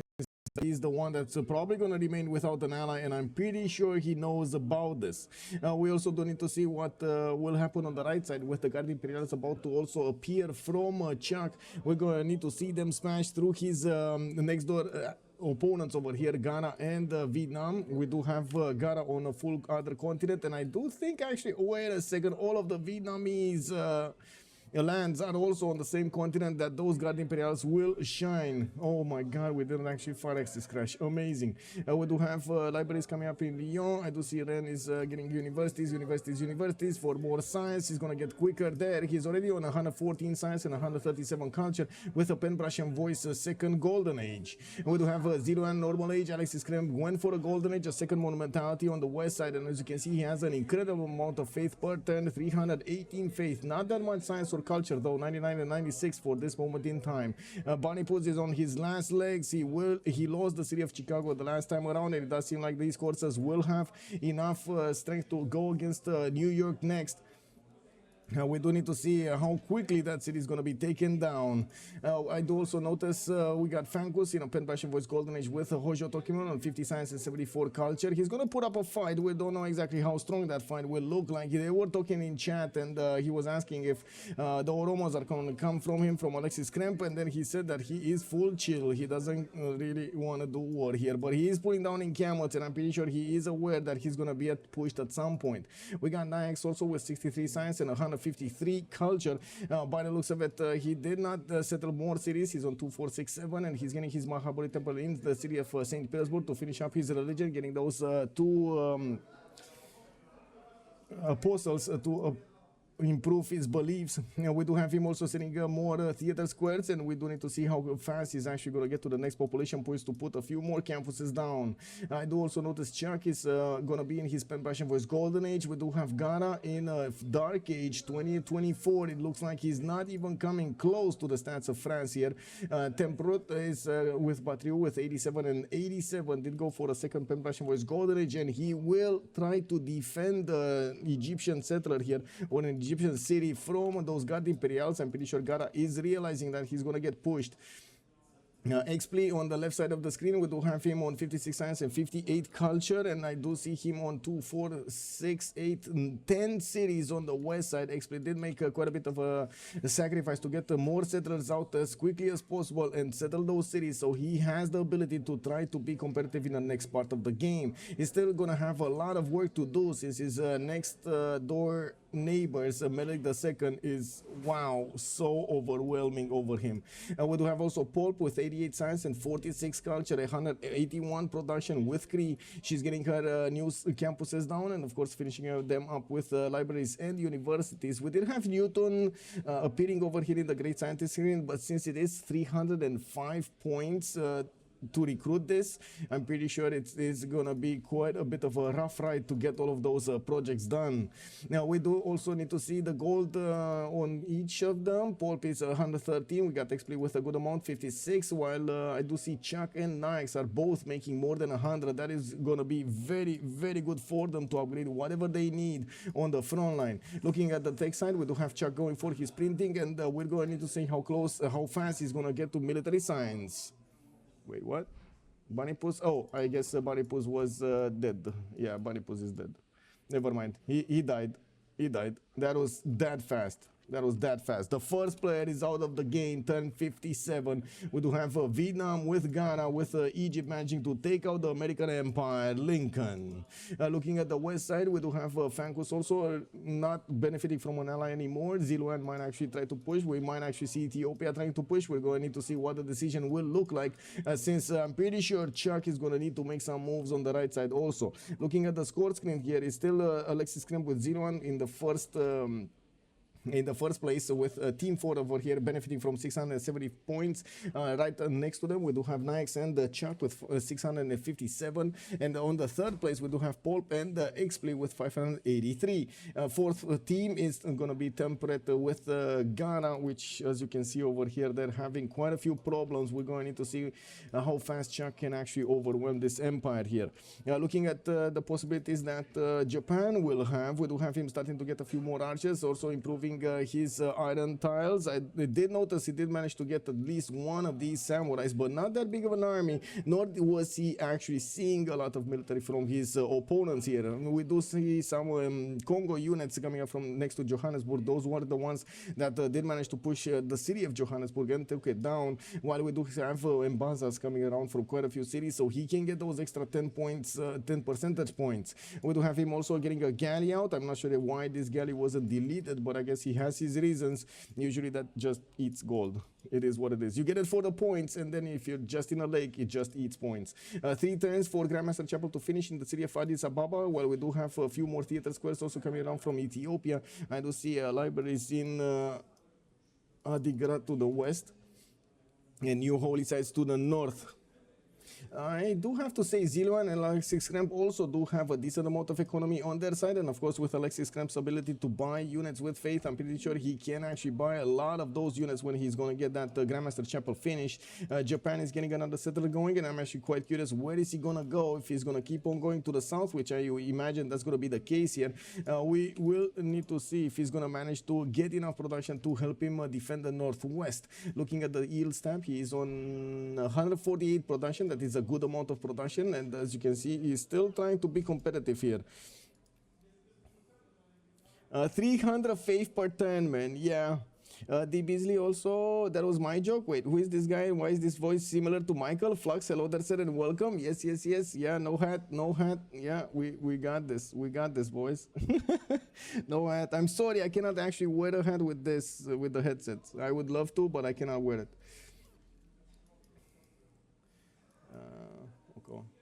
One of the problems is that I need to actually connect to a mixer with everything, like with the microphone and with everything, and you know, trying to, anyway, it is what it is.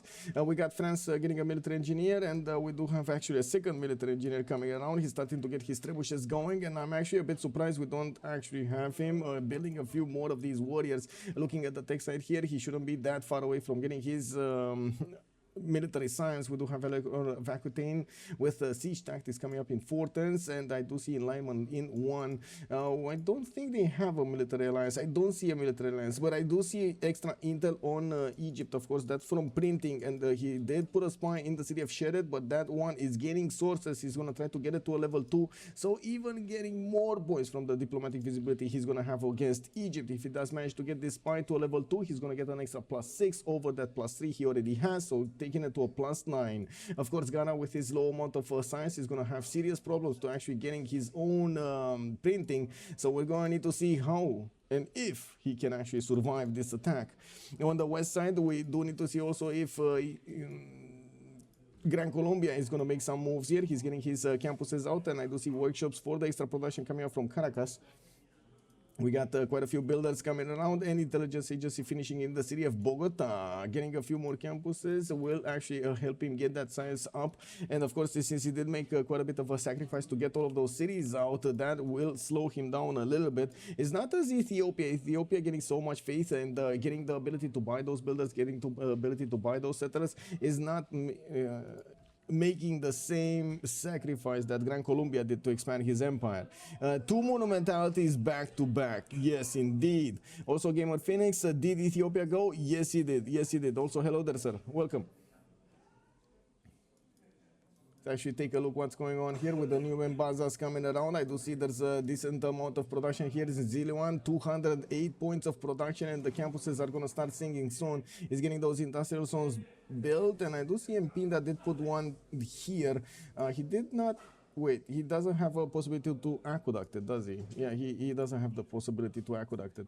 Anyway, now we do have Cree also getting her intelligence agency, also quite a few universities and finishing up the campuses for the extra science. She's still quite far behind in the total tab, but she is managing to be a little like more competitive than others over here. She's gonna have quite a few problems. Yeah, she's gonna have quite a few problems later on in the game. We do need to see if she's gonna manage to make some moves a little later, but if she just keeps on going and doesn't manage to actually overtake her opponents in both stands, that is going to be a serious issue. We do have also more traders coming up from Czech and connecting to the Russian cities, just the same as Russia is connecting to his cities, and the economy is booming. 123 points of gold per turn from Peter, and we do have Eleanor of Aquitaine here in France on 127. Getting those military engineers, getting those trebuchet is going to help him push Egypt pretty quickly. And I do see, wait a second, a city state just got declared on. What do we have here? So we do have Alexis Krempp keeping Nazca. We do have Nyax keeping Vilnius. We got Nyax also keeping Namadol. And Nyax keeping Samarkand. Alexis Krempp is going to be on Armagh. He has both of these. Oh my God, he has all three of these religious city states. I mean, no wonder he's making so many faith points. All three of the religious city states are on his side. Now we do have also Mohenjo-Daro being held by Japan by Frankus.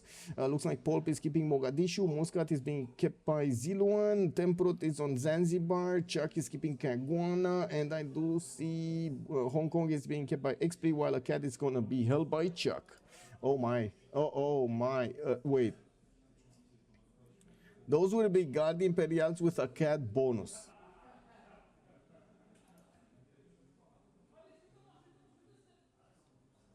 Yeah. Chuck isn't so far ahead of Temprout as it seemed. Wait, do it? Hi Nick Dave, hello there, and good morning, sir. Also Fortuna Bell, whoever is, he's looking younger as well. Maybe the hat makes him seem bald. Yeah. It is what it is. It is what it is. How's Paris is pretty good actually. I'm happy that we don't have that much of rainy weather and stuff like that, and also it's not as windy as the last time we came here. I was just having a discussion with the other players, and I was telling them that, oh my God, I came prepared with like full mountain gear on me, and it's not raining. it's not snowy. It's not. I mean, it's good. It's good. Don't get me wrong. Like 13, 15 degrees without that much wind. You barely feel the cold. We do have art museums coming around also for France, and we do need to see him finishing up his encampments. I don't see a general yet from him, and they're still working on getting the points for Isaac Newton, with Congo getting 9 points a turn. We do have Japan on 6, Cree is on 12, Vietnam on 12, France is on 13, and Gran Colombia on 8. We do need to see if there will be some projects being created here, but I would imagine Czech is just going to keep on wanting to get these art museums going. And did he manage to start putting some pressure here in the loyalty? I don't think so, right? No, there's no pressure. There's no pressure on Raketet. No pressure. He could get 2 more cities, by the way, right next to Raketet, and start pressuring him, but that's going to take quite a bit of time to actually get those projects, get those theater squares down. We do have another settler coming up from St. Petersburg, another 2 settlers actually coming up from St. Petersburg. Looks like one might actually go to the west of Voronezh here, which is trying to get an industrial zone going. The industrial setup is going to have aqueducts here to help him get more adjacency towards those districts, and I do see an army of builders helping him improve most of his territory. I did also notice somebody, no? Oh, I thought I saw statue of Zeus, but there's no statue of Zeus, so it is what it is. Now we do have builders coming around here from the Vietnamese cities. We do have also him trying to get as much science as possible, but he's finding it very hard to actually match Chuck's 150 and 163. Temprout is 110 and 196 culture, while he's on 1900 points of science versus Chuck's 2200. We do have Temprout also with 2000 points of culture versus Chuck's 2400. It does definitely feel like also the production capabilities are a little bit better on Chuck, but not significantly better than Temprout. Oh, I ran out of RAM as well. Look at that. The computer just cannot handle multiple sounds. Kick. Wow. Unbelievable. Imagine that, man. Anyway, intelligence agency coming up from Kyoto. We do have multiple universities also for Japan. He's going to get settled out to the southeast side, and I'm very curious if this is actually going to be settled on the coast. It does look like that's where the destination is set on his waypoint, so I would imagine he is going to try to get another city down to Gifu. We don't really have any interest from Vietnam to keep on going towards the cities of Japan. He just finished America, and he's going to back off. I don't see him actually retreating his army to the northeast of Washington, and we might actually see him try to defend over here the cities of Egypt from the Garde Imperials. Chuck is already starting to get the military engineers to create the pathways between his cities and also towards his opponent, so those Garde Imperials actually make the journey much faster. Happy Friday indeed. Woohoo! I mean, Civ will download tomorrow, Nemesis. Oh, very nice, very nice. Very nice. It's been 8 hours. Yes, a long time. Wait, 8 hours and 30 minutes, and we keep on going. Yeah. We're also gonna have a very long tomorrow, I gotta say, and I guess all of this weekend is actually gonna be long. We're starting up from 10:30 tomorrow, 9:30 GMT, 10:30 Paris time, and we're probably gonna end up finishing at 8 or 9, I believe, in the evening. So that's gonna be like 11-12 hours easy.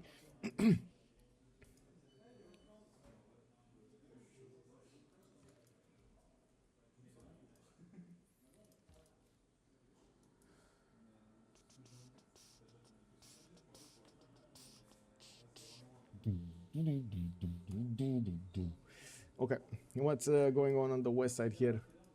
Nothing going around. Do we have any pre-builds from Ethiopia? He didn't actually buy a few spearmen, but I guess this is just because it was easy and cheap to get those spearmen going. I would imagine he might actually want to prepare himself with something against Gran Colombia, since Gran Colombia will get the opportunity to get those Llaneros. He might want to take these down before he's, or at least make a defense before it gets too hot. I'm pretty sure Alexis Krempp with his 144 science and 125 culture in a monumentality golden age, not feeling query, not penetration voice. He's having very good results from his stats, while Xpli is having a hard time getting there. But we've seen this before. We've seen how this Garde Imperials, or as you say, unique units, the Llaneros, do manage to break through their opponent's defenses, even though the opponent will have technological superiority. Have a good evening, and have a good night's sleep. He did put a dam. Wait, where did he put a dam? Lol. Thank you so much, man. Thank you so much. Where did he put a dam? And wait, who did put a dam? Oh, you're talking about Russia. You're talking about Russia. He did put a dam. So he's getting the dam. He's getting the two. Oh my God, this is going to be quite a bit of production here.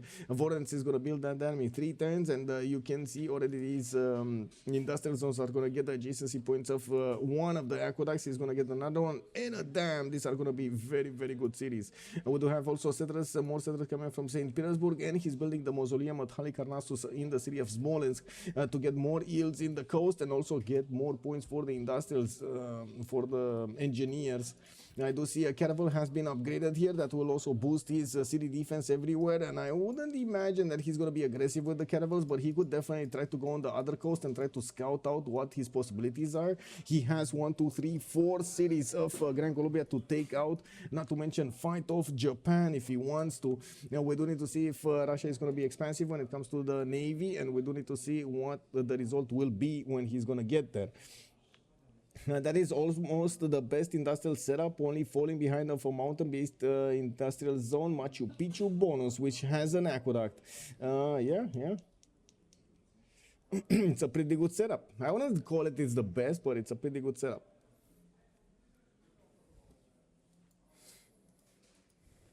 Okay, let's see. Intelligence agency coming around here. There was a spy here in Shere doing the formant unrest mission. Okay, he was gaining sources 4 turns ago. Now he's doing the formant unrest.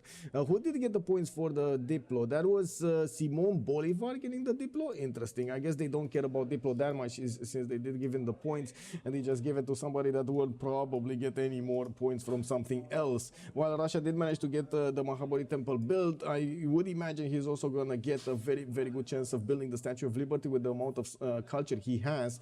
He's right now on 201 culture. Looking at the culture screen, we don't actually have any acquired tourists yet, but I'm pretty sure this is not that far away from happening. We're going to need to keep an eye out to see who's going to get those first. Looking at the tourism, we do have Nyax on 66 tourism, while Czech is on 36. I don't think they care that much about the culture victory, but I'm going to keep on watching regardless. We do also have Vietnam repositioning his units towards Raketet, so he's preparing definitely to defend.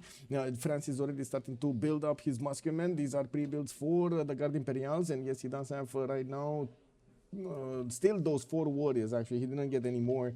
I would imagine he's also going to want to upgrade a few more of these archers into crossbows, and definitely getting those muskets is going to be a priority. I'm a bit surprised he actually wanted to go muskets, but I guess they didn't have that much gold to upgrade from direct warriors into Garde Imperials. Those are very expensive. Chuck is jumping up to 174 science and 218 culture, and looking at his cards over here in the government screen, we do have him with from professional army to upgrade his units with 50% off a grand army, so he can actually get the 50% off production towards early melee, recon, anti-cav and ranged units. We do have a natural philosophy for the double amount of campus adjacency, Witzelbanken for the extra 2 food and 2 production for each of those traders towards an ally, liberalism and Republican legacy for the amenities over here, and of course a little bit of housing on there. Let me take a look at his amenities. It looks like he's on +6. His empire is very happy with this. Poolp is saying, what, are you staying here, Zilouane? Is that what she's asking? Are you staying here? And then the response is he will be a gentleman, right? He will be a gentleman, okay? Kick.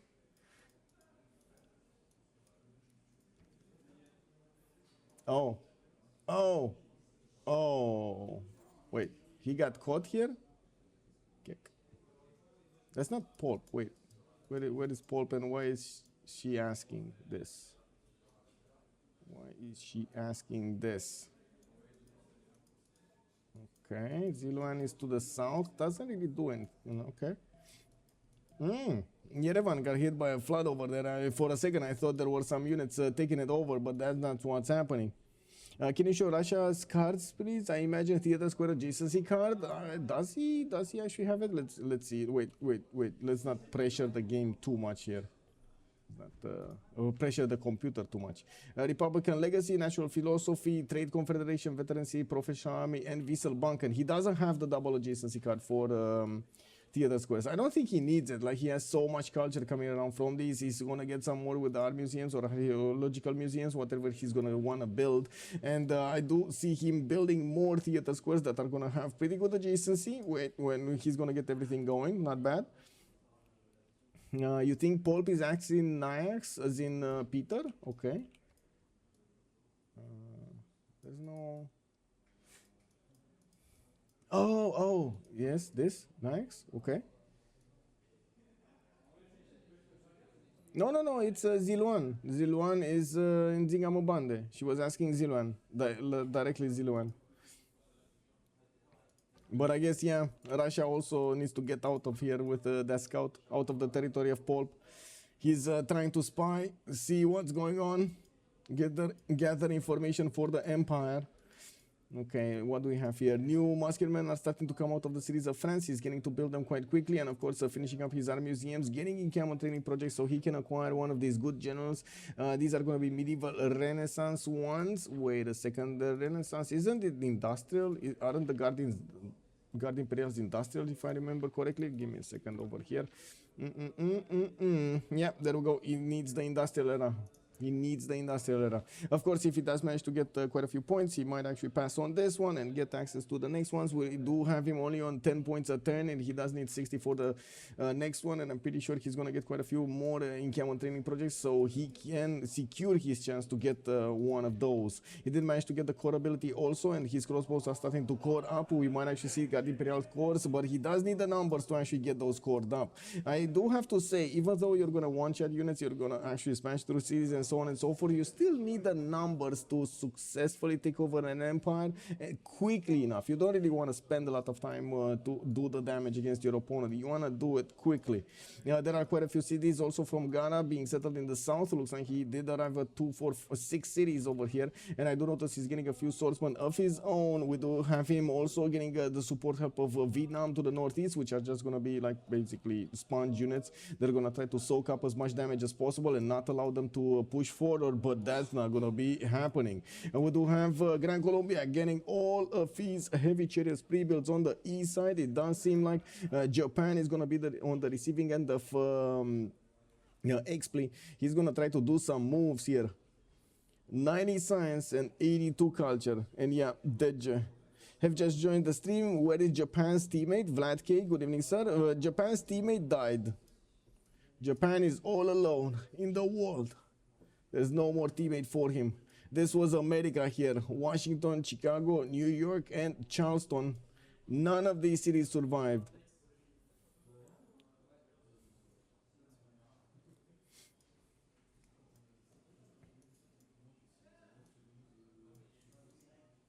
Okay, we got France crossbow course, guards. Oh, guards already got upgraded? Oh my god. Okay, I mean, it's gonna take him quite a bit more time to hard build new guard Imperials, but I guess it's fine. He's gonna one-shot any unit that he's gonna find in front of him, and I'm pretty sure it's gonna be hard for even Vietnam to try to defend this with 143 science and 112 culture. There's a good chance that Temprout is going to get to his cuirassiers, but he does not have pre-builds over here for cuirassiers. He only has the courses, which are unfortunately going to need to turn into calves, which, as you can see, he doesn't have the technology yet. We do have nationalism also coming up in 4 from him, and we do need to see if Temprout is going to help out by upgrading those Voichians into... You can upgrade those Voichians, right? They're ranged units, so you can upgrade them into... W.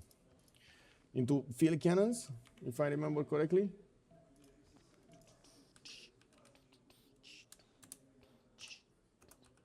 Man, I gotta say, I miss the music in my ears.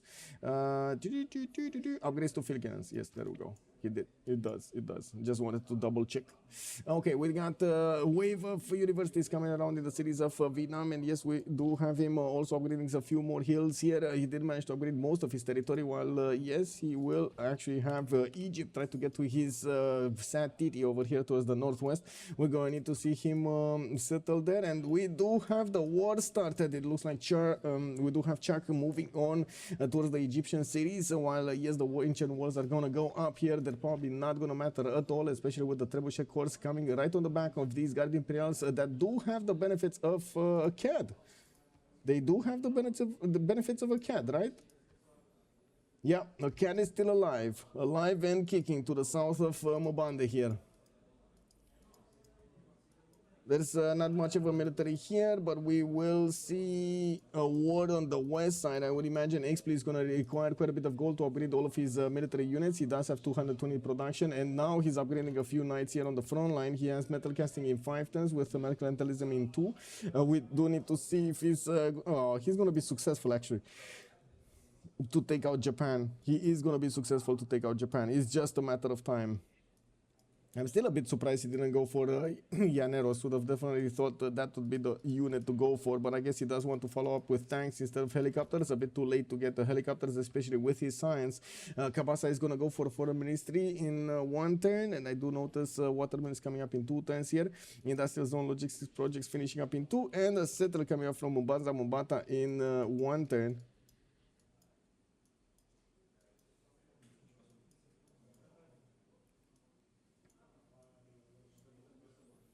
Oh, finally, a Petra city in the city of Tula. We do have Governor Liang deployed to give a little bit more production there. And yes, definitely the Petra is going to give so many more points to these tiles of desert. We do have also almost the setup finished over here. Voronezh did not get the aqueduct though. But we do have him with the adjacency from the dam. And of course the other aqueduct to this industrial zone, a +5. While we do have new cities coming up from his cities, he's also trying to get some spies going. We're going to need to see how he's going to try to train them. Looking looking at Shedet, though. I don't see the spy in Vietnam anymore, and it does seem like he lost the mission. He might have lost the spy altogether. I don't think he actually got out of there. Well, that's an extra diplomatic visibility that he could have gotten, but he didn't get it, so we're going to need to see the Guardian Pillars actually finish the war without the extra points of damage.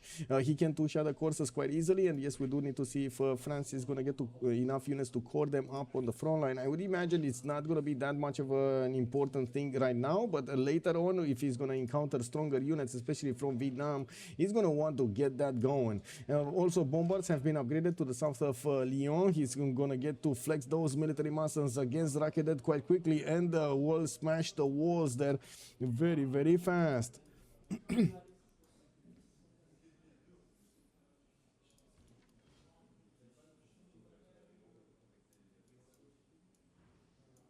Oh, Ethiopia is starting to cover the cities of Congo, slowly but surely, sending those Eastern Orthodoxy missionaries. We got him with stewardship. That is going to actually significantly increase. Also, Mbande's thing over here with campuses getting another 2 science points, and the commercial hubs getting another 2 gold points. Synagogue is also going to give him a few faith points here. And to see new campuses are also starting to come out from Congo. He's going to need to make ready. He's going to need to be ready actually for what's coming from the east side. They do have a bit more time until Czech is going to need to finish the war against Gara and Vietnam. But after he's going to finish all of this and clean up 2 nations, another team, he is going to get so many more cities. Not that it's always a good thing. You start to lack amenities if you do have way too many cities. We do also see Cameron training projects keep on finishing up in his empire. He's trying to get John Dark here, Renaissance Industrial. This is perfect, by the way, as a great general for him. He just needs one more project and he's going to get that extra general. C'est bien parce que l'on est amis.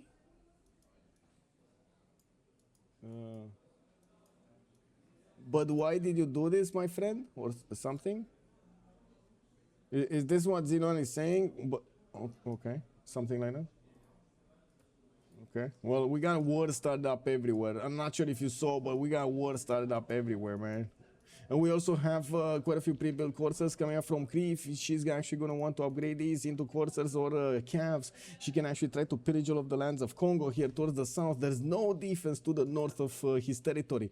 And while we do need to see if Ethiopia is going to want to enter any kind of war here, he's more focused on getting his simming done than anything else. And as you can see, Alexis Krempp did get to 227 science and 151 culture. We do have him on 467 faith a turn. That is some incredible numbers. A turn 68 of faith per turn. The Gran Colombian units are getting to smash through the Tokyo defenses, which the moment is going to get a bit of support help from the field and from the Knights of Japan. Unfortunately, that should not be enough. What are the special bonuses for the Guardian Pillars? He gets an extra +5 on his own continent. The Guard Imperial Corps do get an extra +5 on his own continent. They're already very strong, but with an extra +5, and of course with the general, they're just awesome. Like, look at this 92 attack strength Guard Imperial Corps going against the single man at arms. He's starting to one-shot all of the units. The Vietnamese field cannons, look at that, they barely scratched the Guard Imperials. The cores, they like barely scratched them. It's like what, 5%? No, like around like 7% of the health. And that's a field cannon. That's a powerful field cannon. Okay.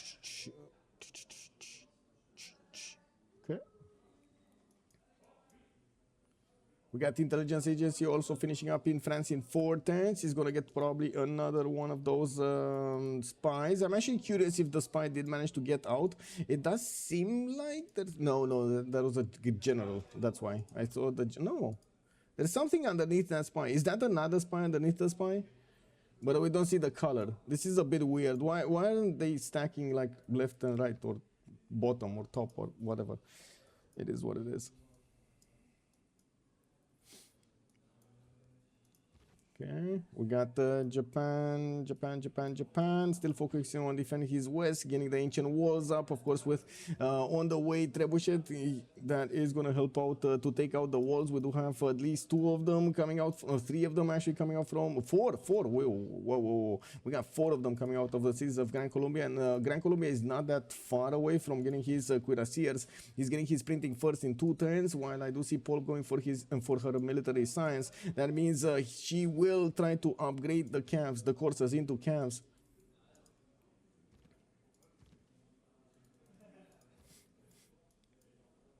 Okay, this is the time where everybody's gonna start making moves, and I'm actually wondering, what time is it? 11:16 p.m. Wow, we might actually need to finish this on score. I don't know until how long they're gonna let us be, you know, like how long we have until we're gonna be kicked out, you know. It is what it is. Okay, looks like Racket lost the walls. We do have the French Guard Imperials getting right next to it, and they will start smashing through next turn. It doesn't seem like Vietnam could delay this takeover that long, and yes, we do need to see if Chuck over here is going to want to take Iunu Shedet and also the cities in the south of Egypt to try to take out the entire empire of Egypt. There is another city here, Buto, towards the north of Vietnam, and yes, we will need to see Temprout try to stop the attack on the east side. He's going to try to get as many of these field cannons as possible and deploy them in the city of Cantho, so he can try to put up a defense against the French units. And that's why I'm asking if France will go south. That might actually mean more time for Vietnam to get his defenses up. If France goes west, directly west, and goes into Vietnam's territory, Vietnam is not going to have the time. It's that simple. Do you think Chuck just raises the Egyptian cities? He might. He just might. I mean, especially having the benefits of I would say Russia to the north, that is getting a lot of points, 97 and 244 culture points. He does have a lot of production. He's also getting the points when it comes to the score screen. I think he's safe, but they do need to get another 80 points, 84 points to match Team 4, and with so much population here from Ethiopia and so many points on him, not to mention faith and the fact that Japan here is going to feed some points to Gran Colombia. You can imagine they're not as happy as you might think. Alexis, Krempp, Zilouane 564 and 422. They're doing quite well. Zilouane actually is gonna get yeah, he's getting attacked here. He is getting attacked. The coursers of Poolp have started entering the borders of Zilouane and will start pillaging. They're going to get a lot of gold from their next door opponent. And we do need to see how fast Zilouane will get the opportunity to react to this.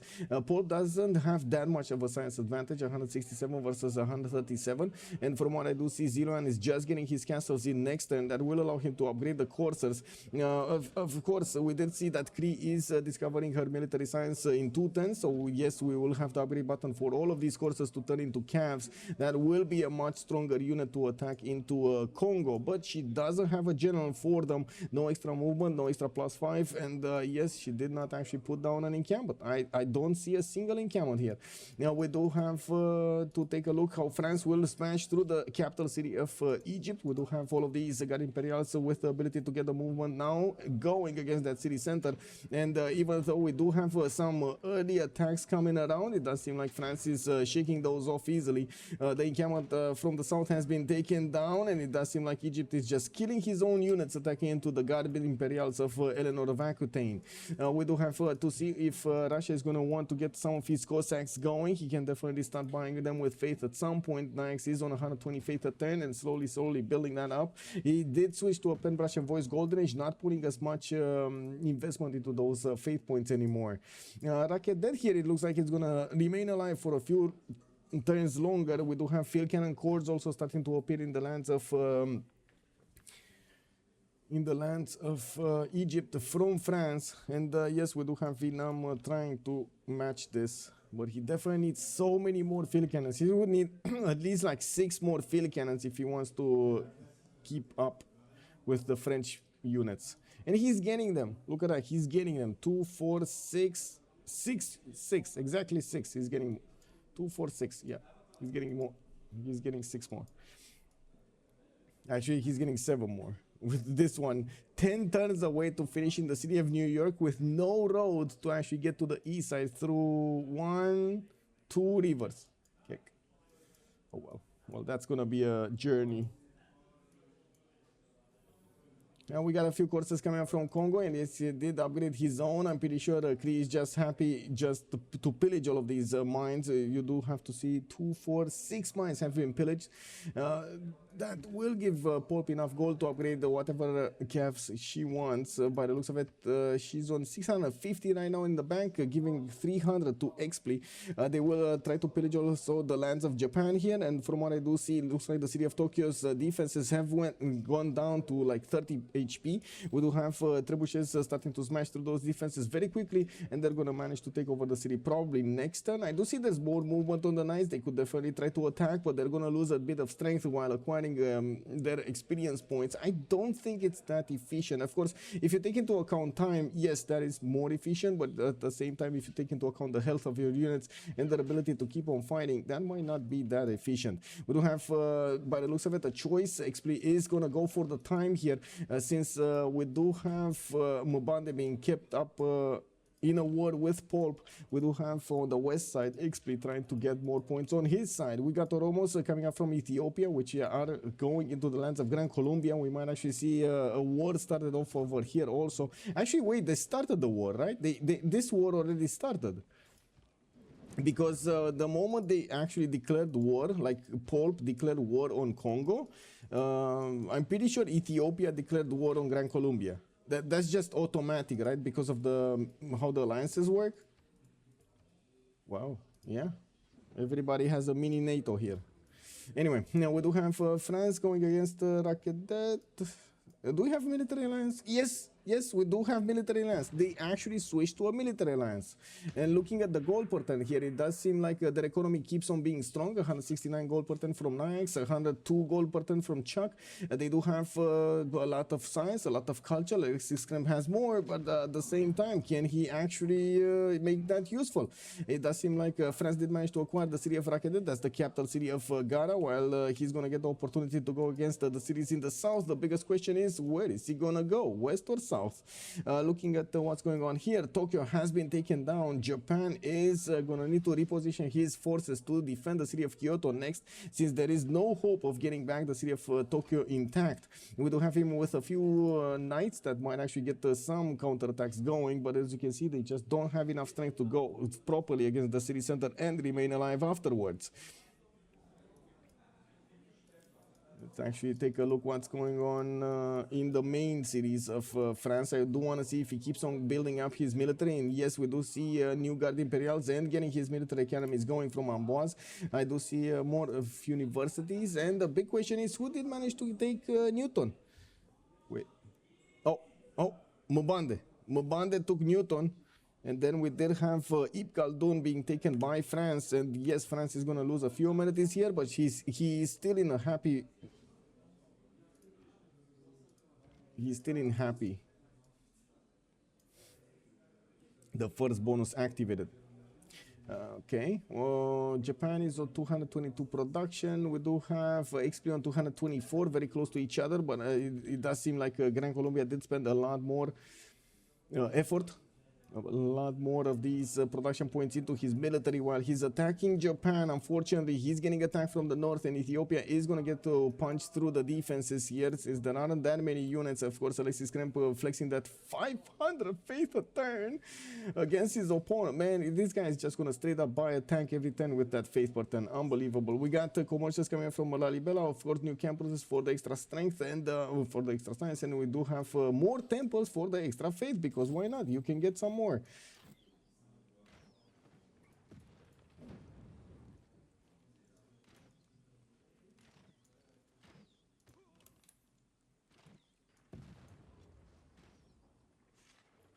Okay, it's quite a bit of movement over here. It looks like also the Vietnamese field cannons are getting split up. We do have France moving towards the south, and we got our answer. He is actually going to take out the Egyptian city slowly but surely, moving to the south to take a few of them down. And we do have him also with pillaging opportunities here, especially in the campuses to acquire the science. He has some farms to get back his health to the southwest of Rakedet, and I'm pretty sure all of these Guard Imperials are going to be so happy getting those points. We do have him also with promotion, so I'd imagine it would be valuable to actually get those promotion points to replenish his units.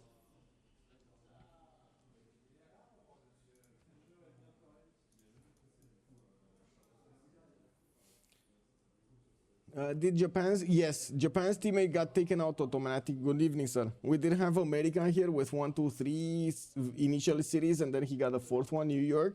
Well, we thought the fourth one is just gonna be an escape settler, but he just ran into a scout and he needed to settle it right there. So yeah, he got taken out by Mariano Cheretarches with horses coming up from Vietnam and some Voichens later on. Okay, is there anything happening in the culture screen? Because we got, yes, we actually have Nyax starting to roll through those tourism points. 6 out of 52 right now, and I do see the defender. It should be actually Ethiopia, right? Defender is Ethiopia with 51 points. Yeah, 51 points is the defender. Alexis Krempp is 51 points. So they need 52 to get going. I do also notice Venetian Archer is going to get finished over here in the cities of Russia in 8 turns, which is going to give him the opportunity to get quite a bit of a fleet out and quickly to attack the cities of Gran Colombia, while Gran Colombia is going to be busy fighting off Ethiopia and Japan at the same time. You can imagine cleaning up the coast is going to be a thing here for Russia. He's also going to get his Grandmaster Chapel finished in 110 from St. Petersburg and finishing up Forbidden City in 11 in Novgorod. We will have him putting down a few more campuses for those extra science points, and I do see Nyax here did finally manage to get over 100 science. He's on 110 and 316 culture, 173 gold per turn, while Chuck is on 150. It does seem like unfortunately, because of the lack of amenities here, Chuck is suffering quite a bit. He did manage to get Amina also as a general, and we do see him slowly moving towards the south. He's not going to bang on the doorstep of Vietnam yet, but that's probably going to be a destination for him anyway. I'm a bit surprised we don't actually see more Guard Imperials being built. I'm pretty sure he is recognizing that he just doesn't have enough units here, and he's gonna need to get some more. Anyway, he's getting right close up and personal with the city of V1, which is gonna get smashed by these two Guard Imperials, and in the north he does have a field cannon doing so much damage with his opponents. Did he lose another Guard Imperial? I think he lost another Guard Imperial, right? I think he lost one. There was a level 1 that was half HP here that just disappeared. He's down to 1, 2, 3, 4 units.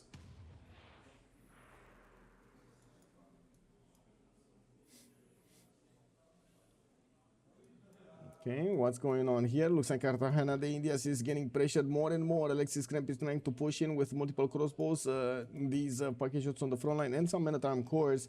Didn't have, I guess, that much gold to upgrade, nor probably he doesn't have the technology. He's they're just discovering ballistics and going for civil engineering, while I do see Alexis Krempp is starting to bank on that faith pattern. We do need to see in what he's investing in. We do have an initial bombard being bought here in the city of Harar, while I do see he's getting some more barracks. We do have him also getting the amphitheaters for the extra culture and more industrial zones for the production. He didn't actually focus on getting the best industrials ever. He just got some industrials here and there. Of course, with his amount of faith button, he's not that worried. He's not going to get the production going. We do have a full upgrade from the Cree cav units, and I do see he is going to manage to get the opportunity to smash through the Kongo Knights, depending on how he is going to try to defend this. Zilouane is going to need to be careful. These cavs are quick, and they do hit hard.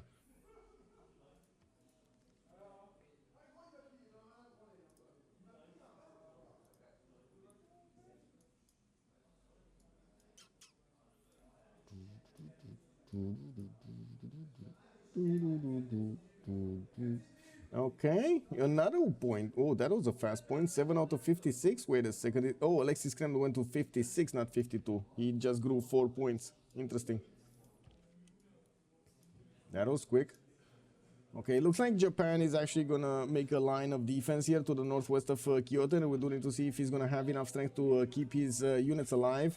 We do have him also with a general in that city center, and Frankus over here. He's getting his gunpowder in 2 turns with nationalism in 6. He's going to get strong enough units to fend off his attackers if he does manage to get a few pre-builds. He's getting these samurais out from Fukuoka and Kyoto, which will turn into musketmen that will definitely help him out. We do need to see also if Gran Colombia is gonna decide to reposition his military so he can defend against Ethiopia from the north. Definitely it's not easy for him to try to reinforce both front lines over here, while Ethiopia is getting more and more units and better units. We do see that Gran Colombia is struggling to reinforce the north, while he kind of left whatever units he sent to the east side to be there. We need to take a look here. Another city has been taken down. France is moving towards the south and will have Abydos in his sights. Memphis, Sheret, and Akhetaten. All these cities are going to fall very quickly to the domination of France. We're also going to have a World Congress in one turn. That means we did actually go into the next into the next era. Zilouane is going to get a Golden Age, reform the Coin Age. Alexis Krempp went normal. Frankus Dark Age. We got Nyax Golden Age. I would imagine Frankus is going to want to use his +5 card, so he defends a little bit better. Why is he getting press ganks? Kick W, bro. Twilight Valor is going to be the way to go here.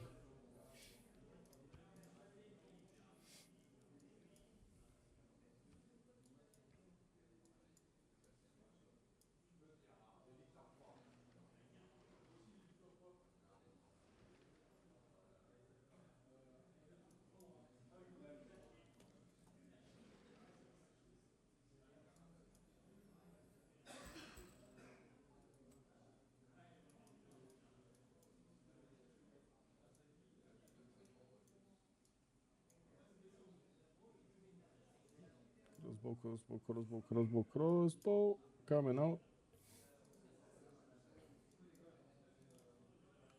I'm actually curious about something.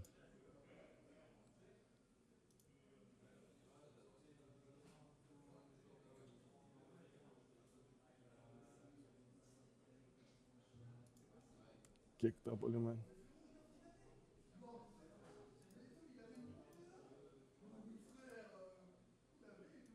Anyway, Cuirassier armies are coming out in 5 turns from the city of Mbande. Oh my god, that's a 45 production city. That is actually quite fast, to be honest. Like 5 turns to get an army out, that's pretty good. He's gonna get them quickly on the west side. Of course, using the military engineers to build the pathways towards the front line has helped him reinforce that very quickly. And we're going to need to see how Vietnam is gonna try to fend this attack off. Let's go for boom, boom, boom. Record. Oh yeah, this one. Oh, I actually don't think... No, not that one. Disrupt Rocket, because nobody's going to get that. I'm thinking that maybe somebody's going to want to do the missions for a Foreman arrest. This is amazing if you do manage to get those missions done in Mbande's territory. He's the only one that actually built these districts, the Mbanzas. Mbanza.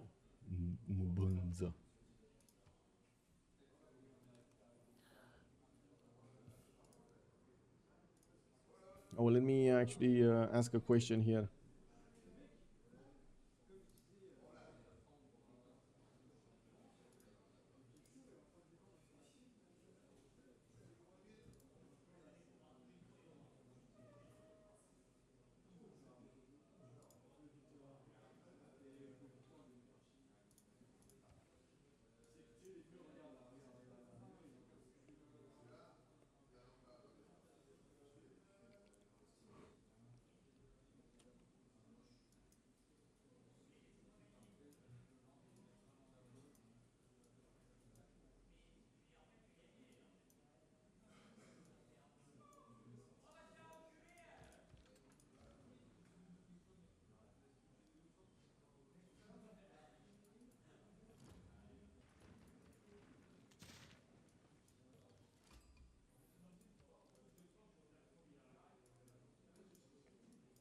Okay. Let's see what happened. Neutralized governor, 2 levels higher. We do have production minus... Oh my god. Okay, well. Well, good luck with that. 2 turning Cuirassier armies, guys. 2 turning Cuirassier armies in France's territory.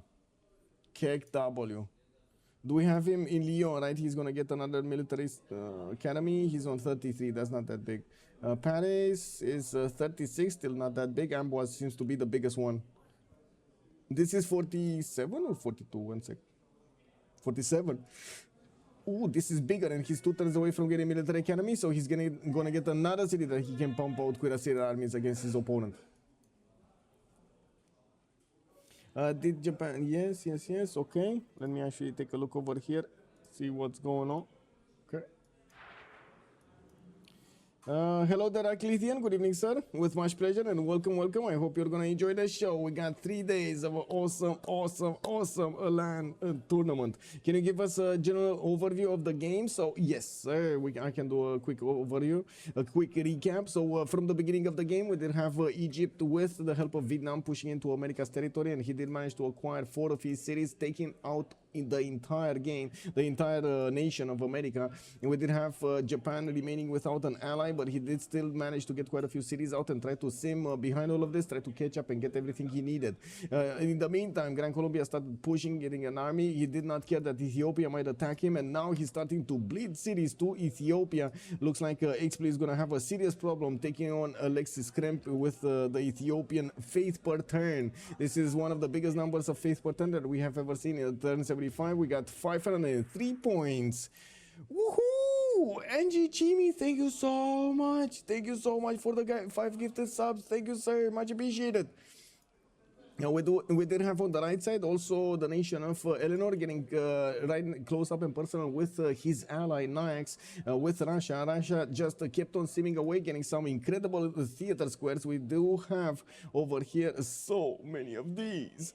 What is this? A plus 14 theater square. We got a plus 18 theater square. We got another one over here which is going to be a plus 6, and we got another one here that is plus 16. Whoa, Nyax is on 119 science and 294 culture. In the meantime, of course, he has been trying to fund as much as possible France's attack here.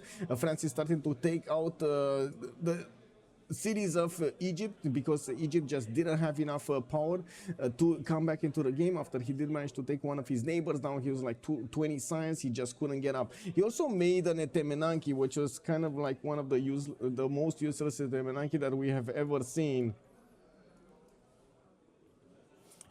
Cree is also doing some moves. I do have to point out that Poolp did invest a lot in her calves, and now she's starting to get a few crossbows up to help her push through the series of Zilouane. Now Zilouane did manage to get a few frigates, and he's gonna start attacking back from the seas here, trying to take out the crossbows before they get too powerful, while we do have Poolp also managing to get through quite a few tiles. It was just enough production for Kongo to get enough units to build a line and not let any of these calves through, and it looks like he's holding with knights quite nicely. He doesn't allow the calves to attack 3 tiles into one of his, and as you can see, that is working quite good. We do have Kongo also getting his factories up. He's gonna try to get as much production as possible, but again, we do have the great menace from the east. Alexis doesn't have as much culture as he would need to try to defend the culture victory, of possible culture victory from Peter, and by the looks of it, again, Peter is just happily seeming away. He's not having a care in the world. There is also a significant possibility that we might actually see the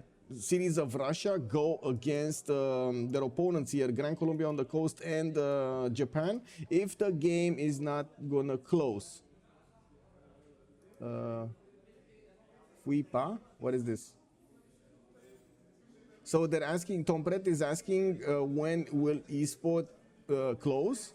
L'espot fermé à quelle heure, which is kind of weird. Like you can see it's like the other way around. Anyway, it is what it is. And Chuck is saying j'arrive. Okay.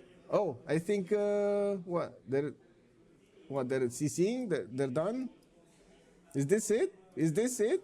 I mean, they're not gonna go for score because I'm pretty sure Chuck and Nyax won first place here. They're like, look at this. They're like 14 points difference between them. I'm pretty sure they want to get here. So one of the reasons that Chuck is keeping this series is to get that extra.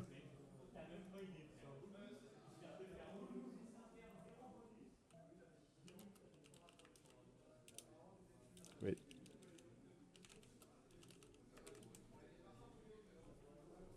Guys, I come a few more times in France and I'm gonna learn French. I'm telling you, man. Well, I missed the apostrophe, but it's fine.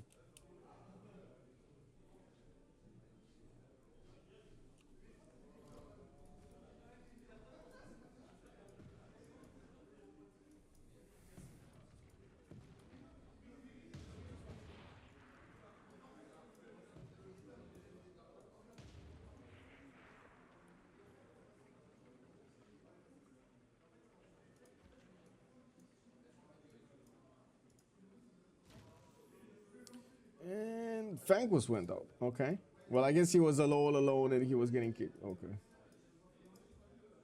Okay, so Poolp is saying no, it's not over. Okay.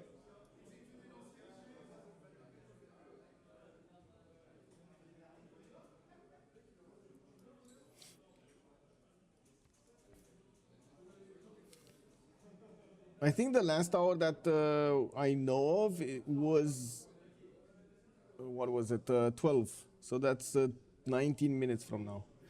Japan Scout. What is the Japanese Scout? Which Japanese Scout? What you say, man? What you say? What you do? Yeah. Oh, the double theater square. I was super confused for a moment. Yeah, he does have the double theater square. Yes. Play Egypt. Go with Temenaki. Don't make the rules. Yeah, exactly. You know, it is what it is. You get one of these nations. You do what you need to do. I do see France has been sending quite a few of his units towards the west side, and he's just keeping one of these guardian pillars to try to take out Memphis, which is building the walls in 2 turns. That might be 1 turn too late. That city is still going to get a bit of health back, and I'm not sure if the guardian pillar can actually punch through. Now we do need to see if also France is going to manage to take over the Vietnamese cities quickly, while we do have a lot more field cannons on the road over here to defend the Vietnam. Temprout is putting up, is going to put up a hell of a fight against the French units. We don't have that many guardian pillars available for him to use, while he is starting to get cuirassier armies. These are going to do much quicker damage against their opponents. They're going to be much faster units. He's to turning them from the city of Amboise to turning them from the city of Rouen. Minus 50% Congress to production will do that. And we do have also Cree pushing towards Mbasa Mubata, while we do have frigates coming around and starting to shoot back. We do need to see if there's going to be enough damage here to take out those bombers, which are the ones dealing the damage right now. There's no other unit at the moment that is capable of taking the walls down.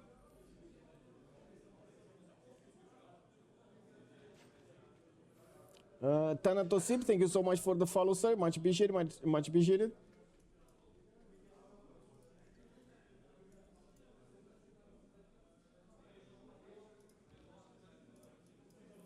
Okay, campus research projects coming out. Wait a second. What does she want? What does she want? The 50% production towards research labs? Well, maybe she wants some form of a technology that she wants faster. Ballistics coming up in 1 turn, nationalism in 3. She's getting pre-builds 4 cuirassiers, and yes, we do have her trying to push into the next units of Kongo, while Kongo is getting his core ability going. He does have a few of these parking shot cores, which will do massive amounts of damage against the calves of Cree. We do have also that bomber being taken down here. There's no more unit to attack into the Mbasa Mubata unless you take into account these crossbows, which are not going to be that powerful.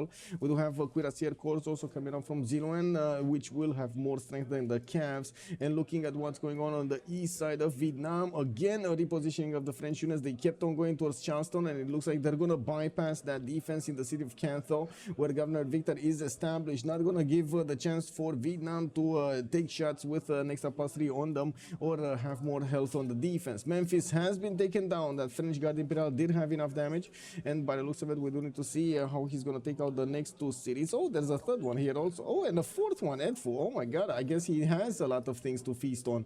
1220 strength here, 1220 points for Alexis, Krempp, and Zilouane, while we do have Nyax and Chuck on 1201 points. Very, very close to each other. I'm getting pinged. Why am I getting pinged? Oh, I see, general chat.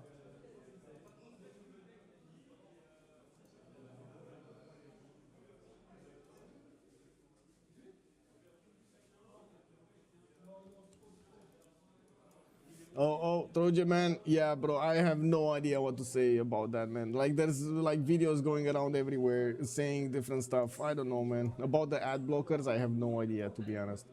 I do know there were some changes in how to say Twitch, which, to be honest, I really like. They're actually going to implement a better partner program, and I'm very close to getting the Partner Plus. Oh my god, I think I'm a few points away from getting Partner Plus, but I don't know how to actually search in French. I have all of my, like, all of Twitch is now in French, and I barely understand, like I can understand, but it takes me a little time to actually get through the terminology they're using. I'm not that used to the terminology. Anyway, it is what it is. On the ads, I think I got an answer why if you are subbed with a Prime, you do get ads. They turned off the ability of Primes to not see ads. Unfortunately, that sounds kind of wah, wah. But you can, I mean, the normal subs still work.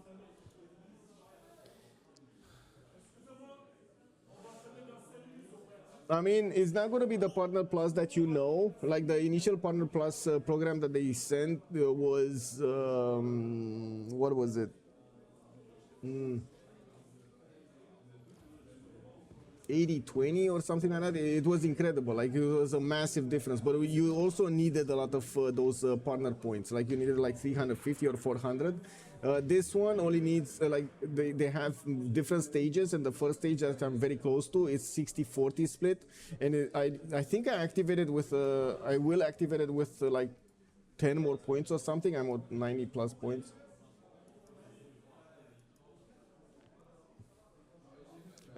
That is why I said Amazon ruined it. That is not true, Moonstrath. Without Amazon, Twitch wouldn't have been what Twitch is. Full stop de toute façon, ESpot ferme. Okay, ESpot is closing. I'm sorry, guys. We're gonna see each other tomorrow. I can't actually take a look at everything. I'm gonna keep on going, explaining what you have. You will have on your page. They're on YouTube, Kendrick. You can find them on YouTube. They will be on YouTube, and also all of the videos over here. I'm gonna be cutting them just the games. I'm sorry I cannot stay any longer. I need to close up the PC. Thank you so much for everything. Much appreciated for the likes, for the subs. Don't forget to actually follow the channel and subscribe over here on YouTube, or if you want on Twitch. Thank you so much for everything. Let's see each other tomorrow, 9:30 a.m. Bye bye.